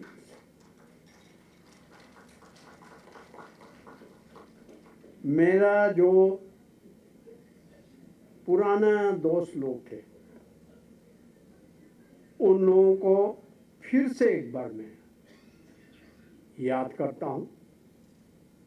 आप सबको भी रिक्वेस्ट करता हूँ, अरुणाचल वासियों को, जिस तरह से जिस हालत में एकदम ग्रास रूट से हम लोगों ने, मेरे दोस्तों ने जो काम करके अरुणाचल को यहाँ तक लाया है, उसके लिए याद रखेगा। मैं क्लेम नहीं करता हूँ मैंने कुछ किया है। मैं तो मेरा सब कुछ जो भी काम हुआ है वो मेरे कलीग्स का द्वारा, credit goes to my colleagues, credit goes to people of Arunachal Pradesh. इसलिए अरुणाचल वालों को भी मैं प्रार्थना करता हूँ, आपका लीडर अच्छी तरह से चुनिए। अरुणाचल का लीडर लोगों को भी मैं प्रार्थना करता हूँ, जिस वजह से आपको चुना है सिंसियरली इम्प्लीमेंट करिए। उस जमाना हमने क्या किया वो देख के, आपका कैपेसिटी क्या है अभी वो देख के सिंसियरली काम करिएगा। यही मेरा आप सबको प्रार्थना है। जय दानी पोलो। दानी पोलो को मैं यही प्रार्थना करता हूँ, अभी तक मेरे को जितना अच्छा काम करने के लिए मौका दिया, दानी पोलो और अरुणाचल वासियों का वजह से मैं काम कर सका। मैं कुछ नहीं हूँ, सारा क्रेडिट अरुणाचल वासियों को, दानी पोलो को जाता है। जय Hind.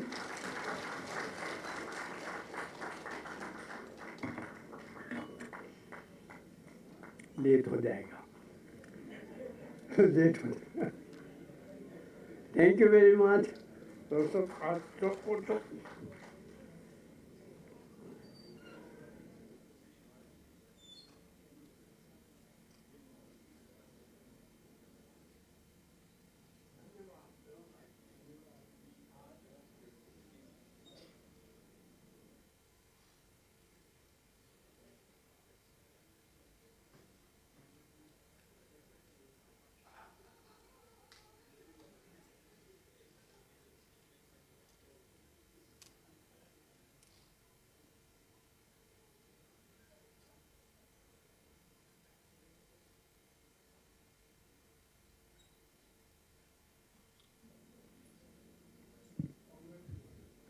Thank you very much sir. हम आपके शब्दों का दिल से सम्मान और आदर करते हैं। Your vision continues to guide Arunachal Pradesh even today. Now we are honoured to invite one of the most senior former speakers of the Arunachal Pradesh Legislative Assembly, Shri T.L. Rajkumar ji, a respected statesman who has guided the House with distinction and wisdom. Sir, may I now request you to kindly address the gathering.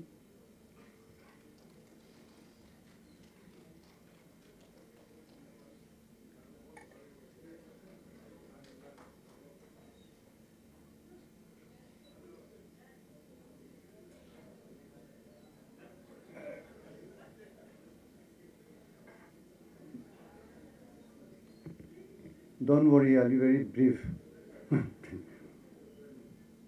Illustrious and inspirational, His Excellency, the Governor of Arunachal Pradesh, charismatic and dynamic, Honorable Chief Minister Pema Khandu ji, iconic and visionary, our Honorable Deputy Chief Minister Sri Chona ji, amiable and pragmatic, our young speaker, Honorable Speaker, Mr. Tesam Pongte ji, accomplished Honorable Deputy Speaker, Mr. Kado ji,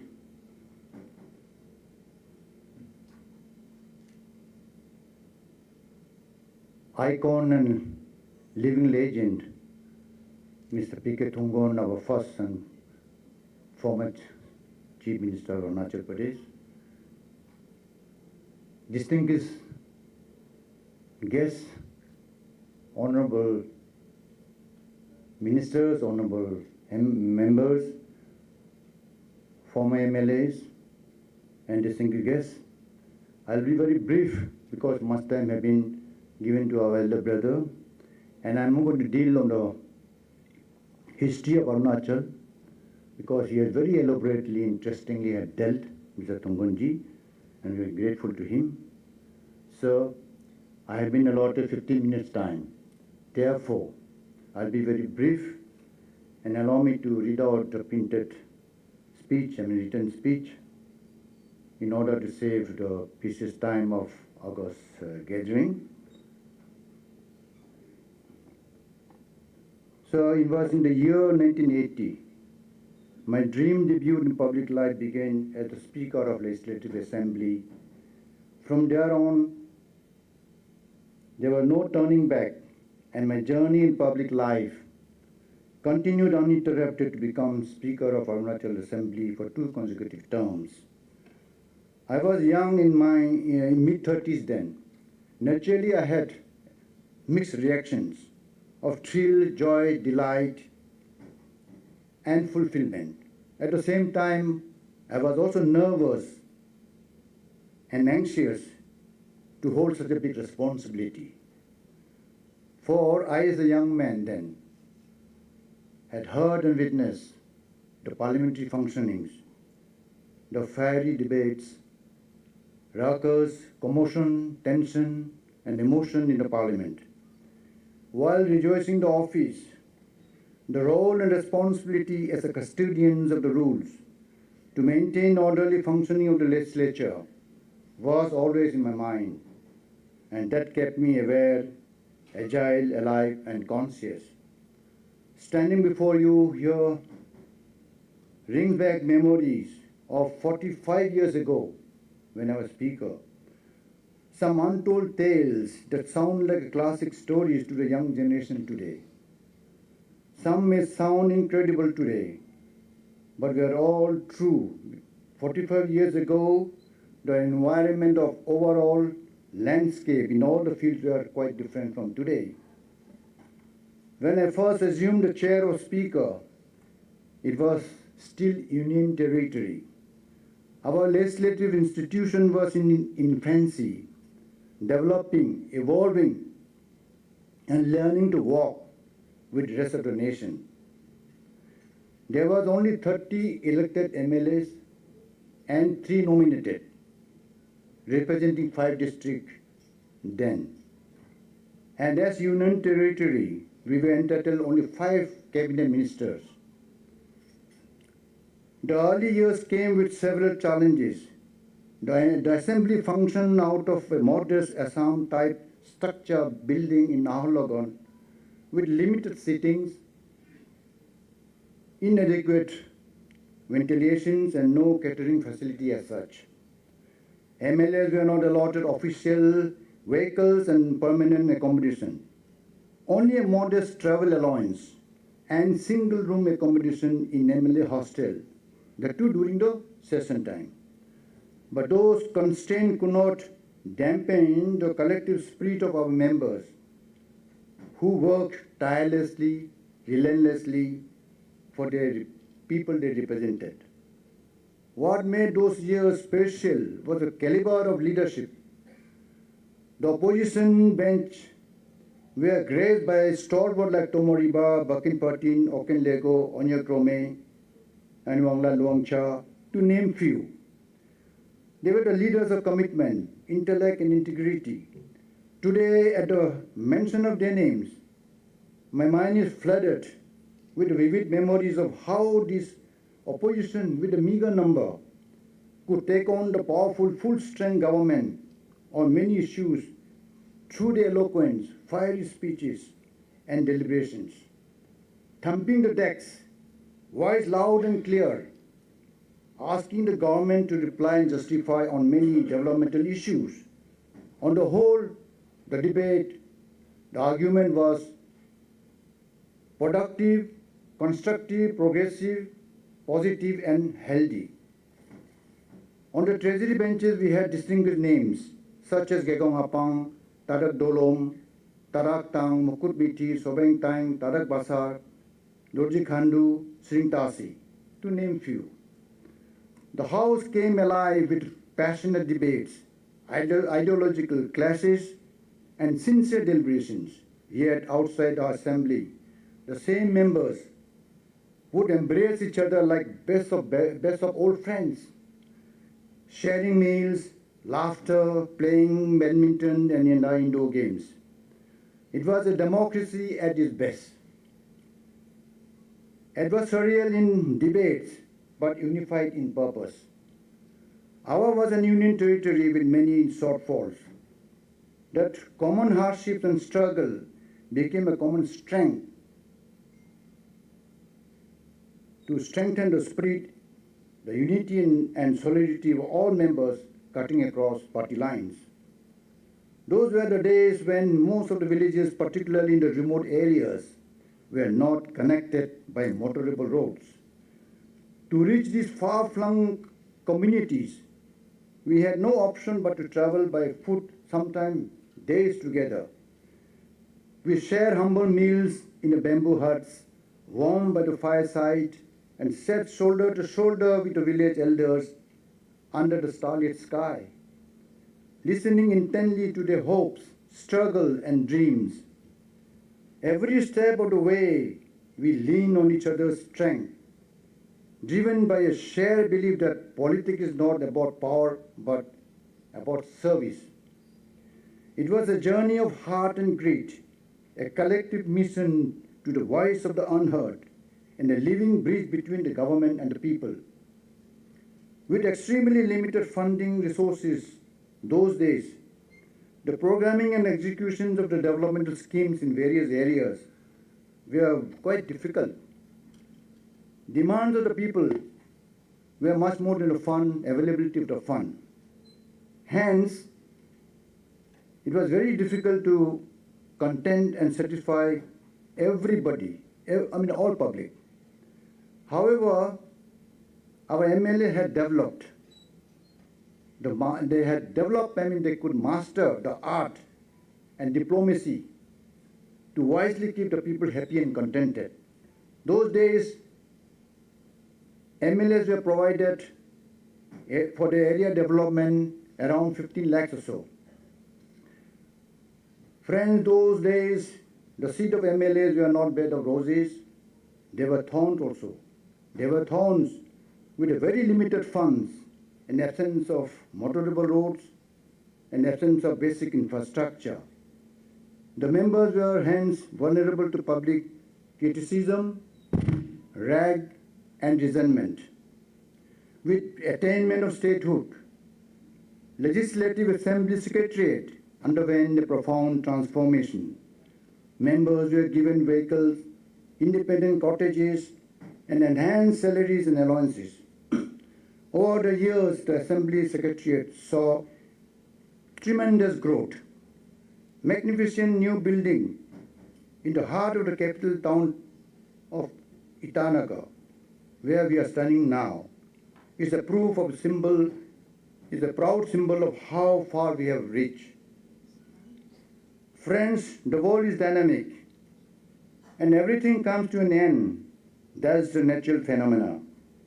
A day will come, you'll also be old and retired and go back to your village and people. I have seen life while in power. I have also seen life being out of power.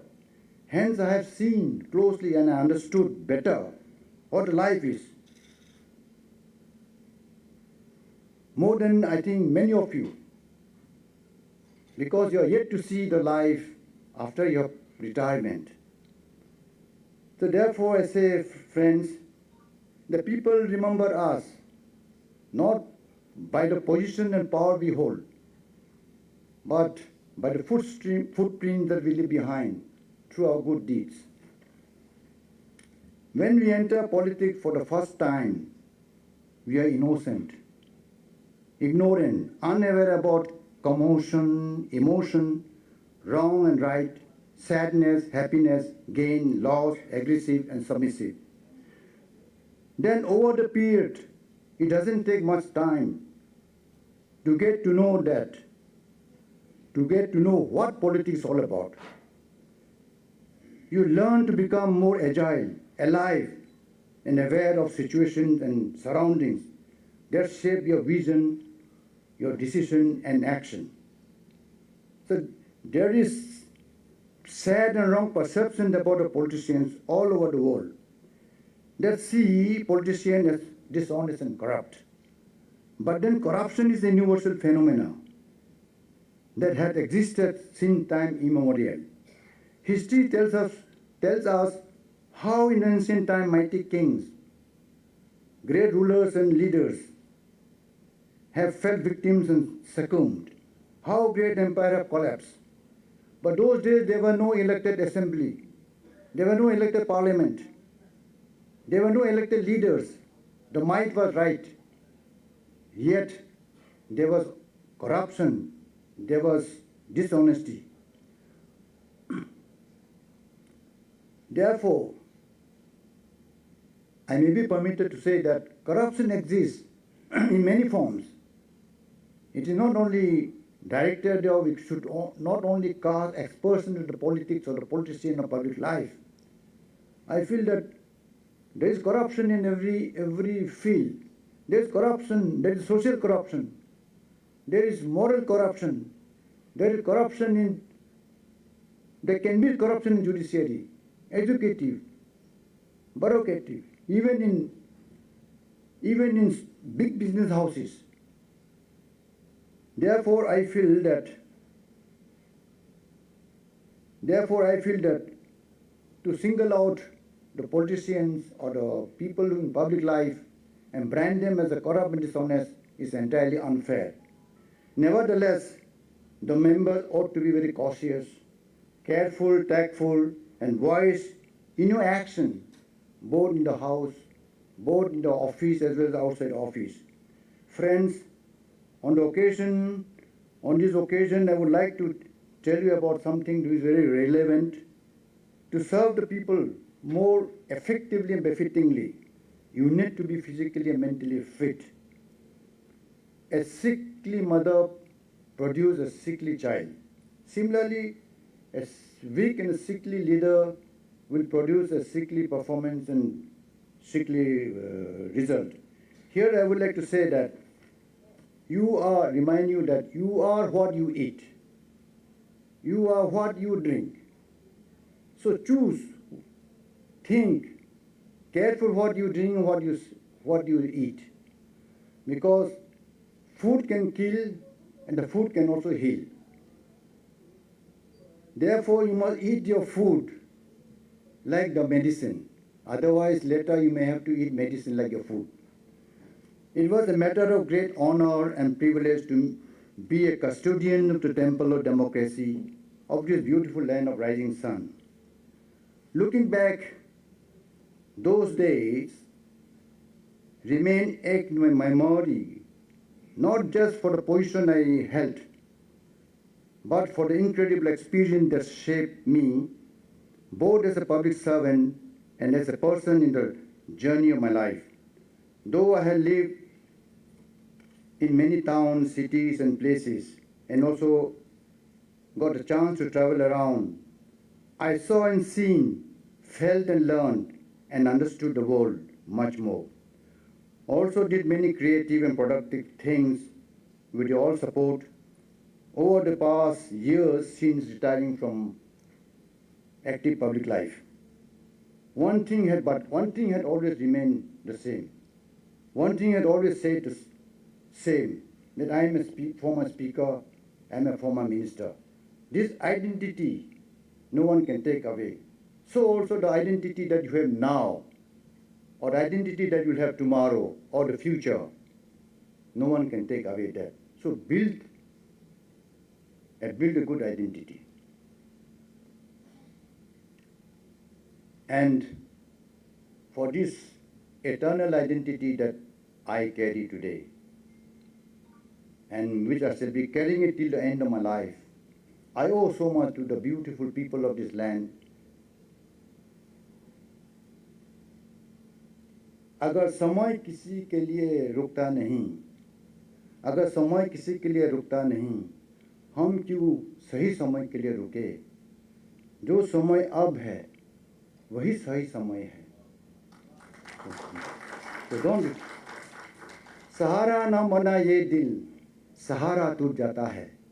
सहारा न बना ये दिल, सहारा टूट जाता है।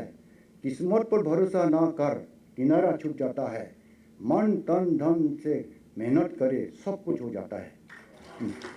Thank you sir, thank you so much for the question hearing. Thank you so much.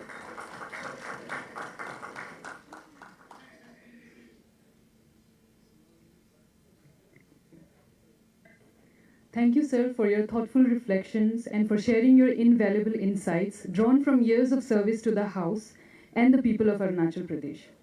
We now come to the address by a leader who continues to steer Arunachal Pradesh on the path of progress, stability, and inclusive development. It is my honor to invite the Honorable Chief Minister Shri Pema Khandu ji to deliver his address on this historic occasion.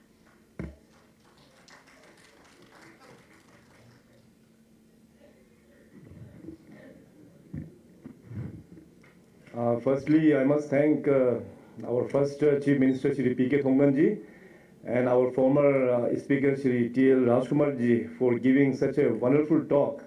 आप दोनों ने बहुत inspirations हम लोगों को यहाँ पे share किया है, so thank you very much.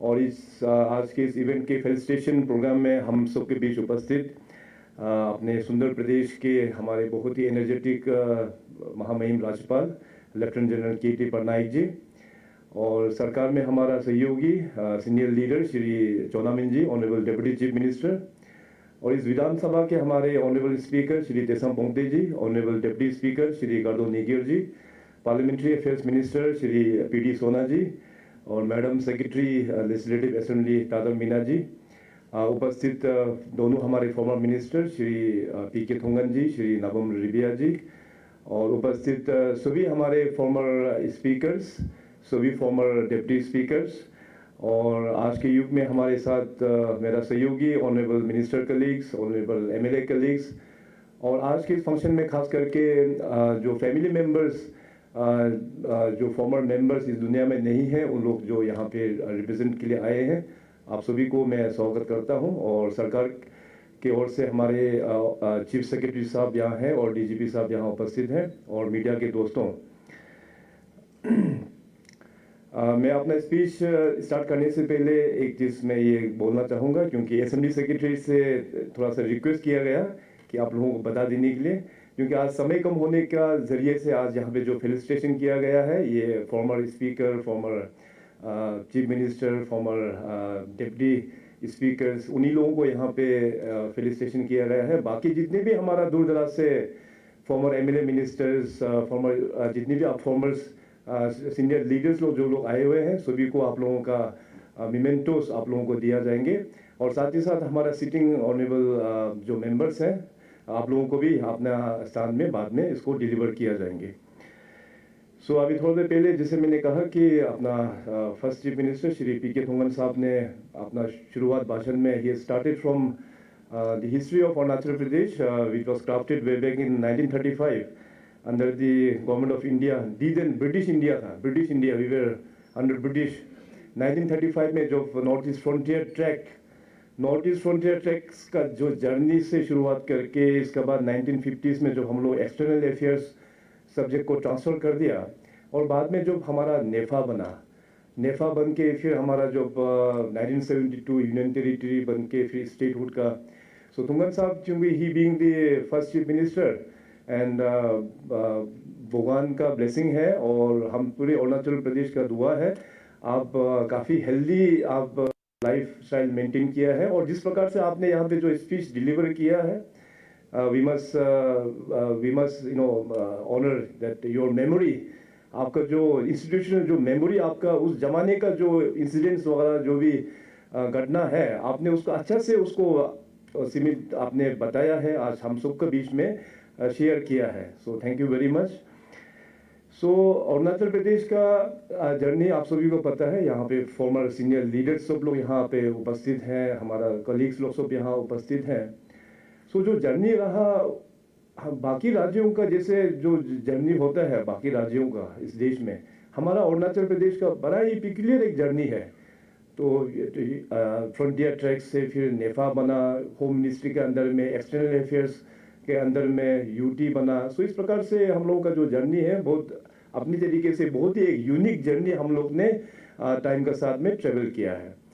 Changing factor एक ये आया है कि 1962 का जो वार हुआ है यहाँ पे, जो चाइनीज़ ने जो तिब्बत को ऑक्युपाई किया, फिर फर्दर वहाँ से हम लोगों का अरुणाचल प्रदेश और लद्दाख एरिया में जो 1962 में युद्ध होने के बाद तब जाके भारत सरकार का और थोड़ा सा आंख खुला। तो उन लोगों को लगा कि अभी इस हम लोगों का नेफा को और भी स्ट्रेंथनिंग करना चाहिए। सो 1965 में हम लोगों का जो 5 फ्रंटियर डिविजन्स इस्टेब्लिश किया, coming frontier division, Subansiri frontier division, Lohit frontier, Siang frontier and तिरा फ्रंटियर डिविजन्स।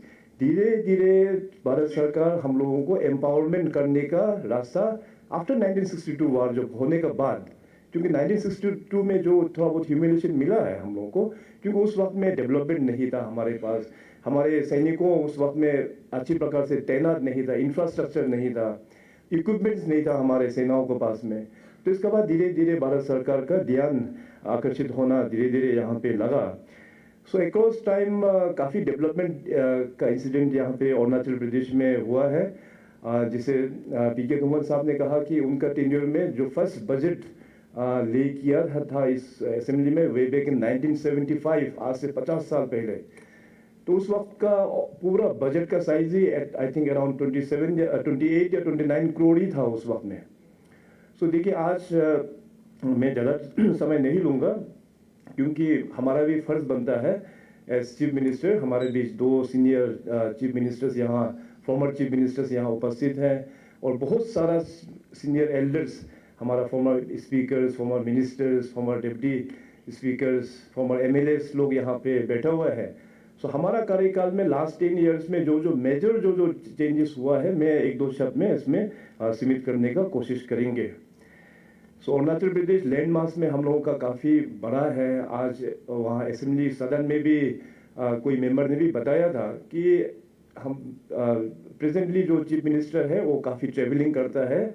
आई थिंक हमारा जितना ट्रेवल किया वाला शायद अरुणाचल में शायद किसी ने नहीं किया होगा, क्योंकि उस वक्त परिस्थिति अलग था। उस वक्त में रोड नहीं था, उस वक्त में हेलीकॉप्टर सर्विस नहीं था।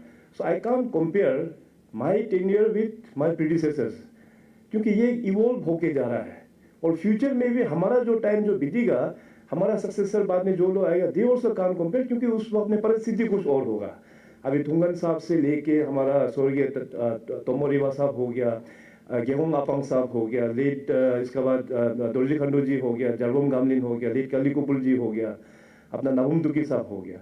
इन सभी ने जो फेज में गुजरा है, उस वक्त का परिस्थिति सिचुएशन कुछ अलग था। सो माई परिस्थिति इज डिफरेंट। तो इसलिए एक दूसरा में हम कंपेयर भी नहीं करता है, तो कंपेयर करना भी नहीं चाहिए, क्योंकि अपने अपने कार्यकाल में अपना पॉलिसीज अलग होता है, सपोर्ट बेस भी अलग होता है। तो इसलिए लास्ट 10 ईयर्स में अरुणाचल का जनता के आशीर्वाद के कारण से 10 साल अभी चीफ मिनिस्टर के रूप में हमको सेवा करने का मौका मिला है। सो इसमें सबसे बड़ा अचीवमेंट जो हम लोग ने लेके आ पाया है, that is communication. You talk about the road communication, you talk about the rail, air and the telecommunication. आज देखिए अरुणाचल का चर्चा इंफ्रास्ट्रक्चर डेवलपमेंट में पूरे देश भर में हो रहा है। भले ये हमारा यहाँ में टोपोग्राफिकली बहुत चैलेंजिंग है। We are in the Himalayas, northern belt is very tough reason.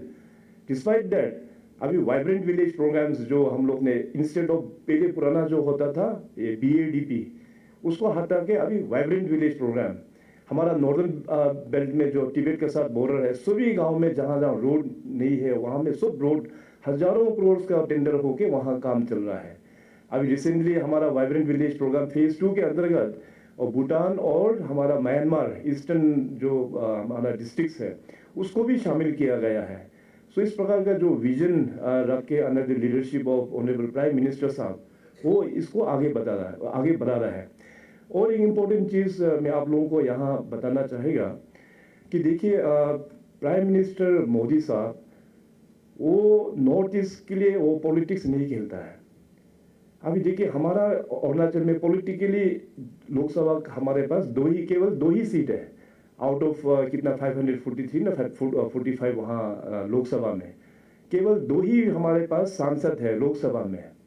वो दो सांसद को लेके अगर पॉलिटिक्स खेलने लगेगा तो देखिए उसका 540 प्लस एमपीज में दो तो ऐसे ही गायब हो जाएगा। तो broadly in to make it short, PM साहब का हमेशा ये कहना है कि नॉर्थ ईस्ट को बहुत लंबे समय तक आज़ादी के बाद में लंबा समय तक थोड़ा सा इग्नोर होके रहा, डेवलपमेंट हो नहीं पाया। वहाँ में जितने भी जो प्रॉब्लम चल रहा है, चाहे करप्शन का हो, इंसर्जेंसी का हो, अनएम्प्लॉयमेंट का हो, बहुत सारा प्रॉब्लम है, वो भारत सरकार ने अच्छे से अटेंशन नहीं होने का कारण से हमारा नॉर्थ ईस्ट का जो अंग है वो थोड़ा कमजोर हो गया, उसको कंपनसेट करना है। तो 2014 से लेके अभी तक आप लोग आप लोग का सपोर्ट करेंगे इस पीएम साहब का विजन को लेके। पहले टाइम में केंद्र से यूनियन मिनिस्टर्स का विजिट बहुत कम, ना के बराबर होता था, मगर आपके टाइम में देखिए नॉर्थ ईस्ट में इतना यूनियन मिनिस्टर्स का विजिट, एक का बाद एक। और अरुणाचल में एक बार तो ऐसे हुआ कि 7 यूनियन मिनिस्टर्स एक साथ आ गया एक ही दिन में। कोई वेस्टर्न साइड में टूर कर रहा है, कोई ईस्टर्न साइड में टूर कर रहा है, कोई सेंट्रल बेल्ट में टूर कर रहा है। 2 कैबिनेट मिनिस्टर तो हमारे साथ वहाँ ईस्टर्न अरुणाचल में टूरिंग में था उस वक्त में। तो मैं कैलकुलेट किया, एक ही दिन में 7 यूनियन मिनिस्टर्स अरुणाचल में विजिट किया अलग अलग जगहों में। So this are changing times, evolving, तो जाके हम लोगों का प्रदेश जो है वो वाकई में आगे हम लोग बढ़ा पाया है। सो रोड कनेक्टिविटी में बड़ा जो प्रोजेक्ट अभी टेंडरिंग भी चल रहा है, that is the frontier highway, जो द बिगेस्ट रोड नेटवर्क है अरुणाचल प्रदेश का, करीबन 2500 किलोमीटर का हाईवे, इसका ऑलरेडी टेंडरिंग प्रोसेस चल रहा है। मोर देन 50,000 करोड़ का इसमें इन्वेस्टमेंट के लागत से। अभी आने वाला दिनों में और भी हम लोग इसको हाईवे को, इसके बाद बहुत सारा फ्लैगशिप प्रोग्राम्स हम लोग ने डिज़ाइन किया हुआ है, उसको हम लोग इम्प्लीमेंट करने के लिए। दूसरा जो कनेक्टिविटी क्षेत्र है रेलवे का है, आप सभी को पता है नाहरलगुन तक रेलवे आ गया, पासीघाट से पूरा रेलवे बना रहा है। We have a vision to build railway network in a lot. इसके बाद यहाँ से हमारा वेस्टर्न एक्सिस में करने के लिए तवांग, दोनों जगह का रेलवे का काम, सर्वे का काम भी कंप्लीट हो चुका है। आने वाला दिनों में फिर उसमें भी हम लोग काम स्टार्ट करने वाला है। तो एक बार देखिए रेलवे कनेक्टिविटी, मेरा बेसिक प्रिंसिपल ये है कि सबसे पहले कनेक्टिविटी पहुंचाना है। कनेक्टिविटी पहुंचाने का बाद तो बाकी डेवलपमेंट जो है अपना फॉल इन हो जाता है, automatic it will follow up. So connectivity it was our priority, it is our priority and it will be our priority. Health के क्षेत्र में देखा जाए तो अपना राज्य का पहला medical college we have started in 2017। पहला मेडिकल कॉलेज हमने 50 सीट से स्टार्ट किया था। तो ओवर द इयर्स उस 50 सीट का अभी पास आउट भी हो गया, इंटर्नशिप भी हो गया, now they are posted as doctors. Last year मैंने कहा था कि इसको हम 50 सीट को बढ़ा के 100 सीट भी कर देंगे, और 100 सीट का भी हो गया। अभी लड़का लोग एडमिशन भी मिल रहा है, और सेकेंड मतलब वो 100 सीट्स का जो बैच जो है वो भी अभी पढ़ाई चल रहा है। और आने वाला दिनों में ये अच्छा एक खबर है कि मैंने कहा कि केवल एक मेडिकल कॉलेज से हम लोग संतुष्ट नहीं है। Arunachal is a vast state, हमारा जो यूथ में वो लोग हमेशा वो लोग चाहते हैं कि डॉक्टर का उसमें जो हेल्थ सर्विसेज में वो लोग भी सर्व करे, तो अपॉर्चुनिटीज़ देना हम लोगों का रिस्पॉन्सिबिलिटी है। ईस्टर्न अरुणाचल में वहाँ पे नामसाई में वहाँ पे भी एक मेडिकल कॉलेज का अभी अप्रूवल और सैंक्शन भी हो चुका है, वो भी जल्द से जल्द काम स्टार्ट हो जाएंगे। इसके बाद आने वाला दिनों में फिर मैंने कहा कि और एक मेडिकल कॉलेज हमारा western Arunachal West Kameng district में हम लोग जगह देख के उसका भी हम लोग पीपीपी मोड में भी हम लोग एग्जीक्यूट करेंगे। सो इस प्रकार से जो बड़ा जो विजन है आने वाला दिनों में उसको हम लोग काम कर रहा है। अभी देखिए जो बजट 1975 में जो बजट था अराउंड 28 करोड़, सो आज 50 साल बाद, और इन खास करके लास्ट 10 साल में काफ़ी इसमें हम लोग ने बढ़ा पाया है। 1975 में 28 करोड़ का बजट से हम लोग स्टार्ट किया। 2015 तक में वो बजट जो बढ़ते चला गया 12,500 करोड़, 12,500 करोड़ इन 2015। इसके बाद 2016 से लेके अभी तक 12,500 crores को बढ़ा के अभी now we have touched 40,000 crores, 40,000 crore. और अपना स्टेट का जो इनकम है, स्टेट का इनकम भी इतना हम लोग का state own resources last 10 years में करीबन 384% हम लोग ने जंप किया है। Now we have crossed 4,000 crore अपना स्टेट का जो इनकम है। सो आने वाला दिनों में आज मैं असेंबली का सेशन से भी अपील किया था कि we should focus on our state revenue generation. अभी हाइड्रो पावर आने वाला दिनों में, जैसे डीसीएम साहब का आज के असेंबली का स्पीच में उन्होंने कहा कि one of the biggest economic revenue generating centre होगा और आवश्यक होगा। इस प्रकार से अभी कोशिश यही है कि अपना पॉलिसीज़ का साथ में भारत सरकार का पॉलिसीज़, राज्य सरकार का पॉलिसीज़ को लोगों के साथ में जोड़ने के लिए। सो पिछले कई सालों से हमारा यहाँ पे सरकार आपके द्वार कैंप्स हम लोग ने स्टार्ट किया। अभी सेवा आपके द्वार कैंप से हम लोग लोगों को गवर्नमेंट का फैसिलिटीज़ का जरिए से उन लोगों को फ़ायदा पहुँचा रहा है। अभी तक संख्या जो है, I think we have crossed 15 lakhs beneficiaries को हम लोग इस कैंप के जरिए से हम लोग मदद पहुंचा पाया है। और दूसरा एक इनिशिएटिव हम लोग ने ये स्टार्ट किया मेरा पिछले वाला टर्म से कि कैबिनेट आपके द्वार, फर्स्ट कैबिनेट आपके द्वार हम लोग ने पाके के संग में ऑर्गेनाइज किया, सेकंड कैबिनेट आपके द्वार वहाँ नामसाई में ऑर्गेनाइज किया, और इस जो टेन्योर में हम लोग ने न्यापिन में किया, ऑर्गेनाइज किया। इसके बाद अंजो डिस्ट्रिक्ट में किबितो एरिया में वहाँ पे हुआ। अभी नेक्स्ट आने वाला जो सितंबर महीना में कैबिनेट आपके द्वार जो ऑलरेडी हमने कन्वे कर दिया वो 0 में होगा। सो इस प्रकार से गवर्नमेंट जो है लोगों के पास में और भी जाके वहाँ का प्रॉब्लम क्या है उसको समझने का कोशिश करके जो पॉलिसीज जो है कि government should work very closely with our people. और दूसरा एक अच्छा इनिशिएटिव ये हुआ है लास्ट 10 इयर्स में, जब भी हम लोग जो बजट जो बनाते हैं तो हमारा डिप्टी सीएम साहब जो फाइनेंस मिनिस्टर भी है, जितने भी जो कम्युनिटी बेस्ड ऑर्गेनाइजेशंस सीवीओस उन लोगों को इनवाइट करते हैं। आजकल टेक्नोलॉजी का ज़माना है, एक स्पेशल पोर्टल हम लोग वेब पोर्टल बना के अरुणाचल का युवाओं से हम लोग फीडबैक मांगते हैं कि बजट किस प्रकार से होना चाहिए, गिव अस योर फीडबैक। और उस फीडबैक को देखते हुए हम लोग अपना जो विनर्स लोगों को, अचीवर्स लोगों को हम लोग अवार्ड भी करते हैं इसी हॉल में। सो पार्टिसिपेशन लाइक इंक्लूसिव, सभी लोगों का एस्पिरेशन आप लोग बताइए, let us see what we can do. So इस प्रकार से we are trying to go ahead with total inclusive model, और अपना युवाओं को टॉप प्रायोरिटी हम लोग हमेशा देने का कोशिश किया है। आने वाला दिनों भी हम लोग का जो फ्यूचर जनरेशंस उन्हीं लोगों को हम लोगों को और भी फोकस करना ये बहुत ही इम्पोर्टेंट है। आज चाहे खेल कूद के दुनिया में हो, चाहे सिंगिंग के दुनिया में हो, चाहे एक्टिंग के दुनिया में हो, अरुणाचल इज मेकिंग वंडर्स। आज बॉलीवुड इंडस्ट्री में हम लोग का चर्चा हो रहा है। हर एक 2-3 दिन बाद सोशल मीडिया में आप देख सकते हैं कि हमारा स्पोर्ट्स में बच्चे लोग कुछ न कुछ स्पोर्टिंग में वहाँ पे मेडल हासिल कर रहा है। Now we are targeting for the mission Olympics 2028, Olympics 2032, वहाँ का भी टारगेट रख के हम लोग प्लानिंग करके इस प्रकार से हम लोग आगे बढ़ रहा है। सो एनीवे आज इस फेलिसिटेशन प्रोग्राम में और 50 इयर्स ऑफ लेजिस्लेटिव असेंबली का सेलिब्रेशन में आप सभी लोग दूर दराज से आया, खास करके इस इवेंट को आप लोग एक मेमोरेबल बनाने के लिए, और हम सभी जो सिटिंग एमएलए मिनिस्टर सबको आशीर्वाद देने के लिए जितने भी जो सीनियर्स आप लोग आया हैं, आप सभी को तहे दिल से बहुत बहुत धन्यवाद। और खास करके ऑनरेबल स्पीकर साहब, डिप्टी स्पीकर साहब, मैडम सेक्रेटरी और पूरे असेंबली के स्टाफ को भी बहुत बहुत धन्यवाद। और ख़ास करके एवोक ऑल अपना ऑनरेबल गवर्नर साहब जो आज दिन से ही लेके अभी तक, और शाम में भी ऑनरेबल गवर्नर साहब हम सबके बीच में बैठेंगे। तो इतना कहते हुए मैं अपना भाषण को यहीं समाप्त करता हूँ। और एक बार फिर मैं सभी अपना फॉर्मर लीडर्स को आज के इस ओकेजन में याद करते हैं। आप सभी का कंट्रीब्यूशंस के कारण से आज जो भी अरुणाचल प्रदेश आगे बढ़ रहा है उसका बीज जो है वो आप लोग ने उसको सो किया है, उसका कारण से आज अरुणाचल प्रदेश हम लोग आगे बढ़ रहा है। और हमारे जितने भी जो सीटिंग मेंबर्स हैं आप सभी का भी ये हमारा रिक्वेस्ट भी है, और साथ साथ धन्यवाद भी प्रकट करता हूँ। स्टेट के इंटरेस्ट में कुछ भी हम लोग रिफॉर्मेशन जो लेके आता है आप लोग दिल खोल के उसको सपोर्ट करता है, तो इसका कारण से we could make good reformation. And खास करके करप्शन को हम लोग ने पिछले 10 साल में हम लोग ने कैसे कंट्रोल करके चेक कर पाया, this is one of the biggest reforms. आने वाला दिनों में इसको और भी हम लोग इंस्पायर करके आने वाला नेक्स्ट जनरेशन लीडर है उन लोगों को और भी इस दिशा में हम लोगों को काम करना है। और आप सभी को पता है कि आज के शाम एक स्पेशल इवनिंग भी यहाँ पे रखा हुआ है।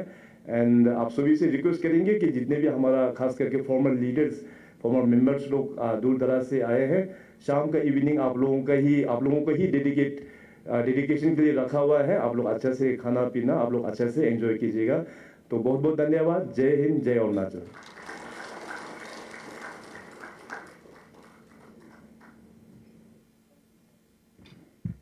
Thank you, sir, for your warm and gracious words.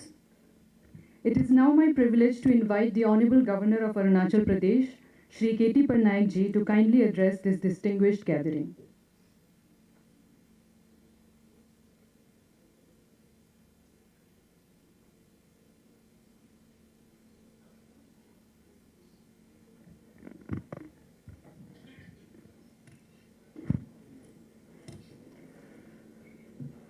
Namaskar, good evening. It's been a wonderful day today. 50 years of the legislature, a landmark for this state, and the presence of the old stalwarts who laid the foundation of this very legislature 50 years back. Honorable Chief Minister Shri Pema Khanduji, Honorable Deputy Chief Minister Shri Chanomenji, Honorable Speaker Shri Tesam Pongteji, Honorable Minister Shri Pasang Dorji Sonaji, Honorable Deputy Speaker Shri Kardo Niegoji, Honorable Members of the Legislative Assembly, most revered former Chief Ministers, former Speakers, former Deputy Speakers, and former legislators, the present Council of Ministers, MLAs, Secretaries, Legislative Assembly, Srimati Tadar Minaji, distinguished guests, invitees, friends from media, ladies and gentlemen. I think today's events, and for all those who spoke here today, it was a wonderful journey to go through the evolution of Arunachal Pradesh, right from the time that it was under the British thumb. It was a frontier tract, became a NEFA, then we became a union territory, and what we are today. Just a fortnight back, I was in Pune, and I was speaking at the Pune International Center, and the topic of my speech there was Arunachal, past, present, and future. And I'm so happy, having listened to Honorable P.K. Thumanji, a lot of gaps have been filled from what I was trying to narrate there as to what the history of Arunachal has been. I think we need these institutions to tell us what has happened in the past, which is a source of encouragement. It's a source of motivation for the present generation to take these things forward. And I dare say that today, or I would say in the past decade or so, the way Arunachal has moved forward, I term this period as a period where Arunachal has not just leapfrogged, they have pole vaulted. We have moved from 1G to 4G. We have moved from doing normal things to doing outstanding things here, whether it is infrastructure, whether it is education, health, tourism, and governance. In all these fields, huge steps have been taken under the dynamic leadership of our Chief Minister, Shri Pema Khanduji, and the Council of Ministers. And it really makes me feel very happy to be a part of this state at this time. Today we gather here not only to mark a date on the calendar, but to celebrate a milestone of immense pride and historic significance. The 50th anniversary of the Arunachal Pradesh Legislative Assembly. This is more than a ceremonial occasion. It is a celebration of democracy itself. It is reaffirmation of our belief in governance by the people, for the people, and of the people. I deem it a profound honor to unveil the commemorative pillar of the Golden Jubilee celebrations of this August House earlier in the evening. This pillar is not just stone and mortar, it is a living testimony to 50 years of resilience, vision, and democratic spirit. It's a rare privilege for me to meet the former senior members of the Assembly, including our respected chief ministers, speakers, who carried the torch of leadership with a lot of grace and strength. Their stories are woven into the very fabric of this house. As Abraham Lincoln once said, the best way to predict the future is to create it. And I think we are on the right path. They created the foundation upon which our future stands, and for that we owe them our deepest respects. I extend my heartfelt gratitude to Honorable Speaker, the esteemed members of the Assembly, and in particular to our dynamic Chief Minister, Shri Pema Khanduji, whose leadership continues to guide our state towards greater heights for the given opportunity that we have. Ladies and gentlemen, the Golden Jubilee is a celebration and a learning process. It is a mirror reflecting our struggles, our triumphs, and our relentless commitment to the development of every corner of our state. Over these decades, Arunachal Pradesh has emerged as a beacon of democracy in the northeast. While some regions battle instability over the years, our state nurtured peace, stability, and democratic maturity. This achievement is not by chance, but it is the fruit of tireless dedication, vision of the government of the day, and integrity of leaders past and present, who steered us through challenges with wisdom and compassion. Today we bow our heads in tribute to their service. Our Legislative Assembly has been a crucible where dreams were debated, policies were shaped, and laws were created for the welfare of the people.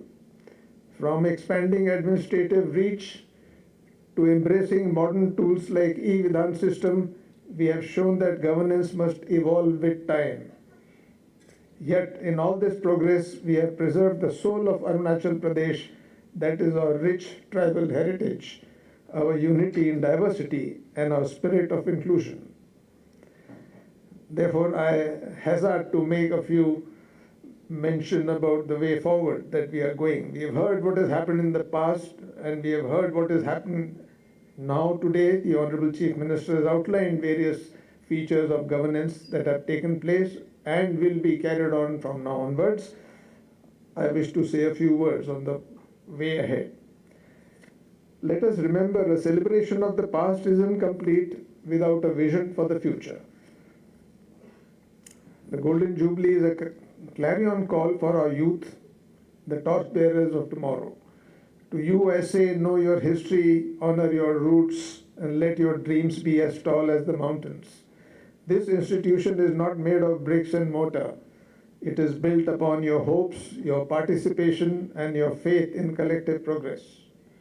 As we stand on the threshold of the next 50 years, the challenges ahead are many, particularly sustainable development, environmental conservation, poverty alleviation, empowerment of women, and safeguarding of vulnerable communities.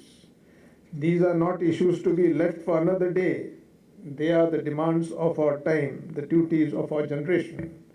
As we gather in this August House during our Golden Jubilee year, we stand not just at a point of reflection, but at a point of renewal. The next 50 years will be shaped by the choices that we make today. Our decisions must be bold, our vision far-sighted, and our actions firmly rooted in the well-being of our people and the preservation of our wonderful land. First and foremost, we must champion sustainable development. Our state's future depends on balancing growth with conservation.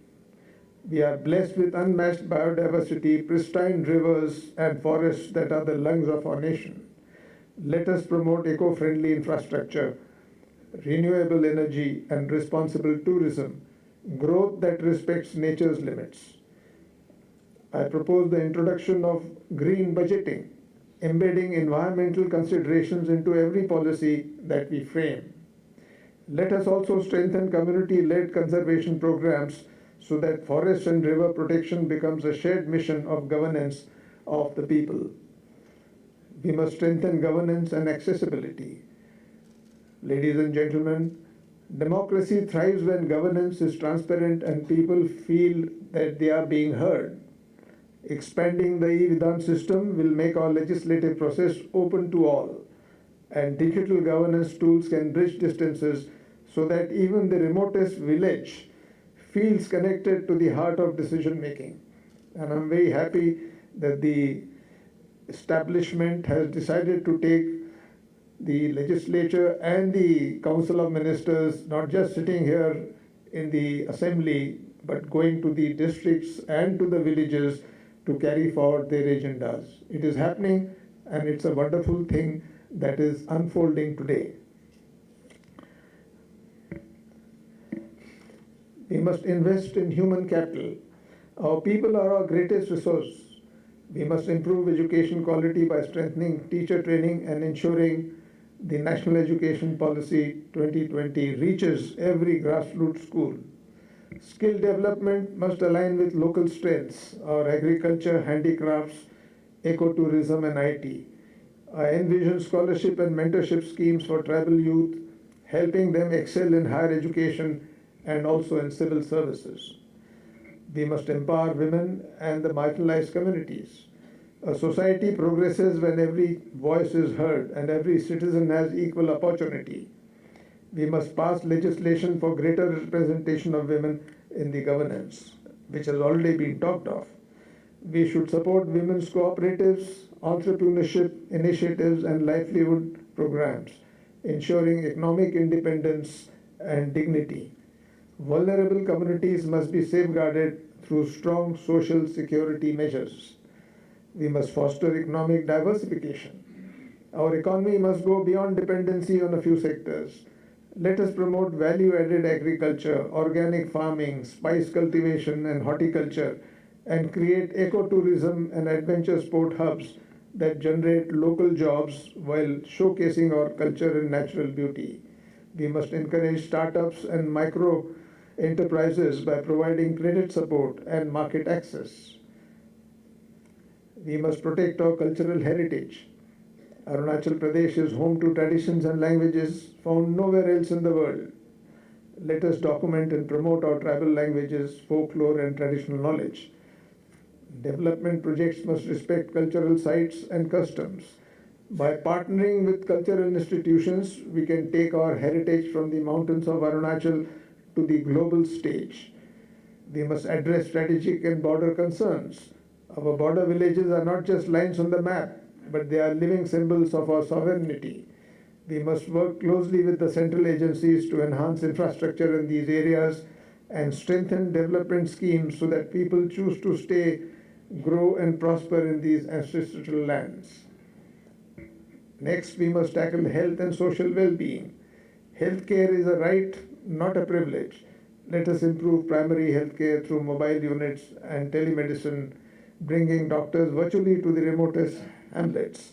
We must also address mental health and youth addiction prevention while promoting sports and physical fitness as positive outlets for energy and ambition.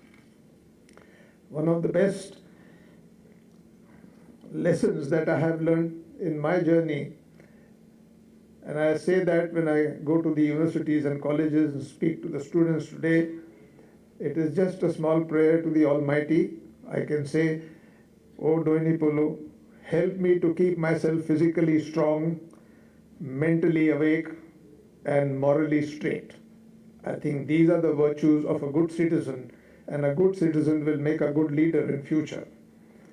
Finally, as legislators, the people have entrusted us with their hopes and their voices and their dreams. We must uphold the highest standards of integrity, transparency, and accountability. Let our assembly be a model for respectful debate, inclusiveness, and bipartisan collaboration. And let every decision we make pass a simple test. Does it deserve or serve the people first or not? Honorable members, the path ahead will demand courage, wisdom, and unity. Let us pledge today that in the next 50 years, Arunachal Pradesh will be a state where progress walks hand in hand with nature, where every child has opportunity, where culture thrives, where democracy is not just a system, but a way of life. Looking back at my own journey, I am reminded of an English number that I heard in those years when I was growing. I just want to state a few lines from there. This song is about, it's titled as Aquarius, and it goes something like this. When the moon is in the 7th house and the Jupiter lies with Mars, then peace will guide the planets and love will steer the stars. Sympathy and understanding, harmony and trust abounding, and the minds to liberation, Aquarius. Now that is exactly what is happening in the state. The format of development, public happiness, care for the people is ensuring that there is sympathy and understanding, that is trust and trust abounding in everyone who's working here. And I am sure this will lead to liberating young minds to progress and help the state to achieve everything that it desires to. The Golden Jubilee is not closing chapter of our story. It is the turning page of a brighter, bolder, and more inclusive future.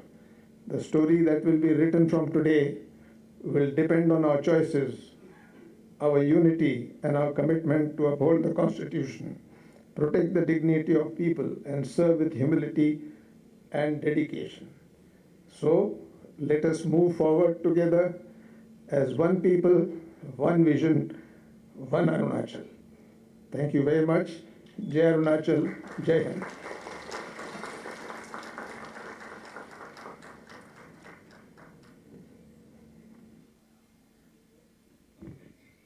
Thank you, Honorable Governor, for your kind and inspiring words. To bring this special ceremony to a close, it is my honor to invite the Honorable Deputy Speaker, Shri Cardo Nigyorji, to deliver the vote of thanks.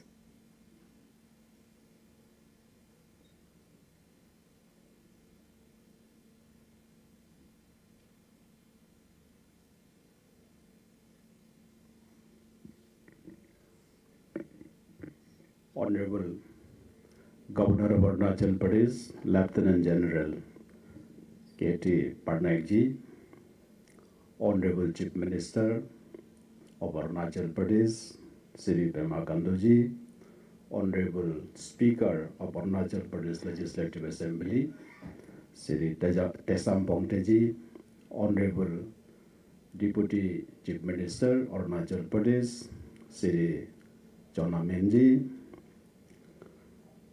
former Chief Minister P.K. Tongonji, Mabum Tukiji, former Speaker T.L. Rajkumarji, and others, Honorable Minister, Honorable MLA, learned Chief Secretary, former Deputy Speaker, former Ministers, former MLAs, Principal Secretaries, Commissioners, Secretaries, Secretary Legislative Assembly, and our team of officers and official, distinguished guests, ladies and gentlemen present today here. I'm very happy that I'm getting this opportunity to propose the vote of thanks on this historic and memorable occasion. Today marks a true historic memorable occasion as we gather not merely for the formal closing of the Golden Jubilee celebration of our Legislative Assembly Secretariat, but to commemorate a glorious journey of 5 decades of democracy, growth, selfless service to the people of Arunachal Pradesh. At the very outset, I extend my deepest gratitude to our Honorable Governor, Lieutenant General K.T. Patnaik ji. Sir, your august presence has elevated the dignity of this commemoration. Your inspiring address today, drawn from your wealth of experience in the service to the nation, has instilled in us renewed strength and clarity. For your wisdom, guidance, and constant encouragement, we remain ever grateful to you, sir. I also wish to place on record my heartfelt appreciation to the Honorable Chief Minister, Sri Pema Kandu sir. Sir, we are truly indebted to your visionary leadership, your commitment to good governance, inclusive growth, and democratic strengthening is the cornerstone of Arunachal's progress. This Golden Jubilee celebration bears the mark of your guidance, and your encouragement has inspired both members and officials to strive for excellence. Your words today have rekindled our collective resolve to work with greater dedication for the welfare of our people. My sincere thanks to our Honorable Deputy Chief Minister, Sri Chonaminji, sir, your thoughtful reflections and invaluable support to this celebration have given depth and meaning to this commemoration. Your deep interest in the state's history, culture, and socio-economic growth has made you a true pillar of strength to this institution. Your contribution has not only enriched today's event, but continue to strengthen our journey as a people and as a state.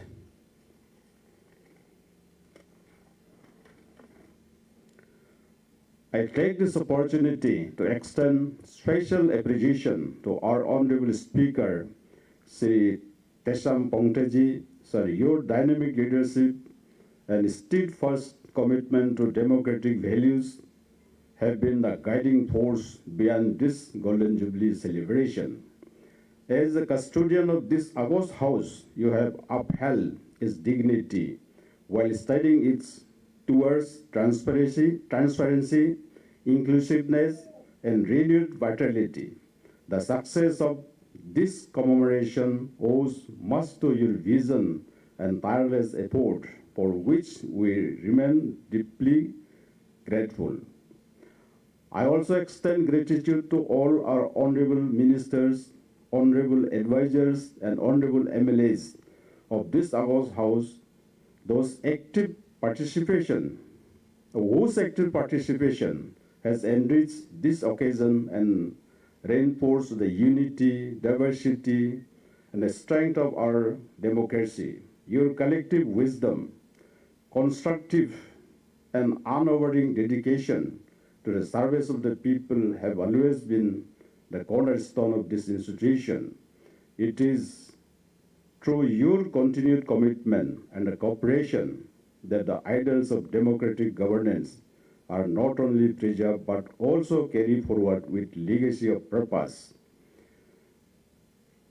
I also reminded today of the invaluable contribution of our former Chief Minister, former Speaker, former Deputy Speaker, who laid the strong foundations of this institution and nurtured with it their wisdom and foresight. Their legacy continues to inspire and guide us in strengthening our democratic tradition.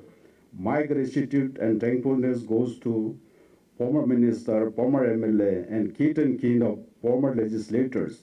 Your gracious presence made the Golden Jubilee celebration successful and memorable. My heartfelt gratitude also goes to the former secretaries, former officers and officials of this legislative secretary, whose untiring service helped to build the legacy we celebrate today. Also, my thanks and appreciation goes to Secretary, officer and officials of Arunachal Pradesh Legislative Assembly for their dedication, meticulous preparation that ensured the success of this commemoration. My special thanks goes to media fraternity, whose constant efforts have brought the proceeding of this house closer to the people, thereby strengthening transparency and accountability. With equal gratitude, I extend my warm appreciation to our distinguished invitees, guests, well-wishers. Your gracious presence has added another feather to this Golden Jubilee celebration. We remain grateful to you all unseen hands who had worked tirelessly behind the scenes. As this Golden Jubilee celebration and commemoration draws its grand culmination, let us carry forward its message of responsibility, unity, and service. May this milestone inspire us to safeguard our democratic traditions and work with renewed vigor so that when we celebrate our diamond, platinum, and centenary celebration, this assembly will stand even taller as a beacon of people's voice and aspiration. Thank you. Joy Hind, Joy Arunachal.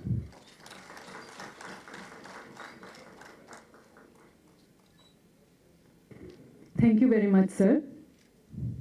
With heartfelt gratitude to all our esteemed guests, dignitaries, we bring to a close this felicitation ceremony. May the legacy of the leaders we have honored today continue to inspire us all in strengthening democracy and fostering progress in our beloved state. As we continue to celebrate this day, we warmly invite you all to proceed to the Pandal, where a gala dinner and a light cultural program awaits you. Tonight's culinary offerings will feature starters and drinks specially curated from the regions encompassing the first 5 original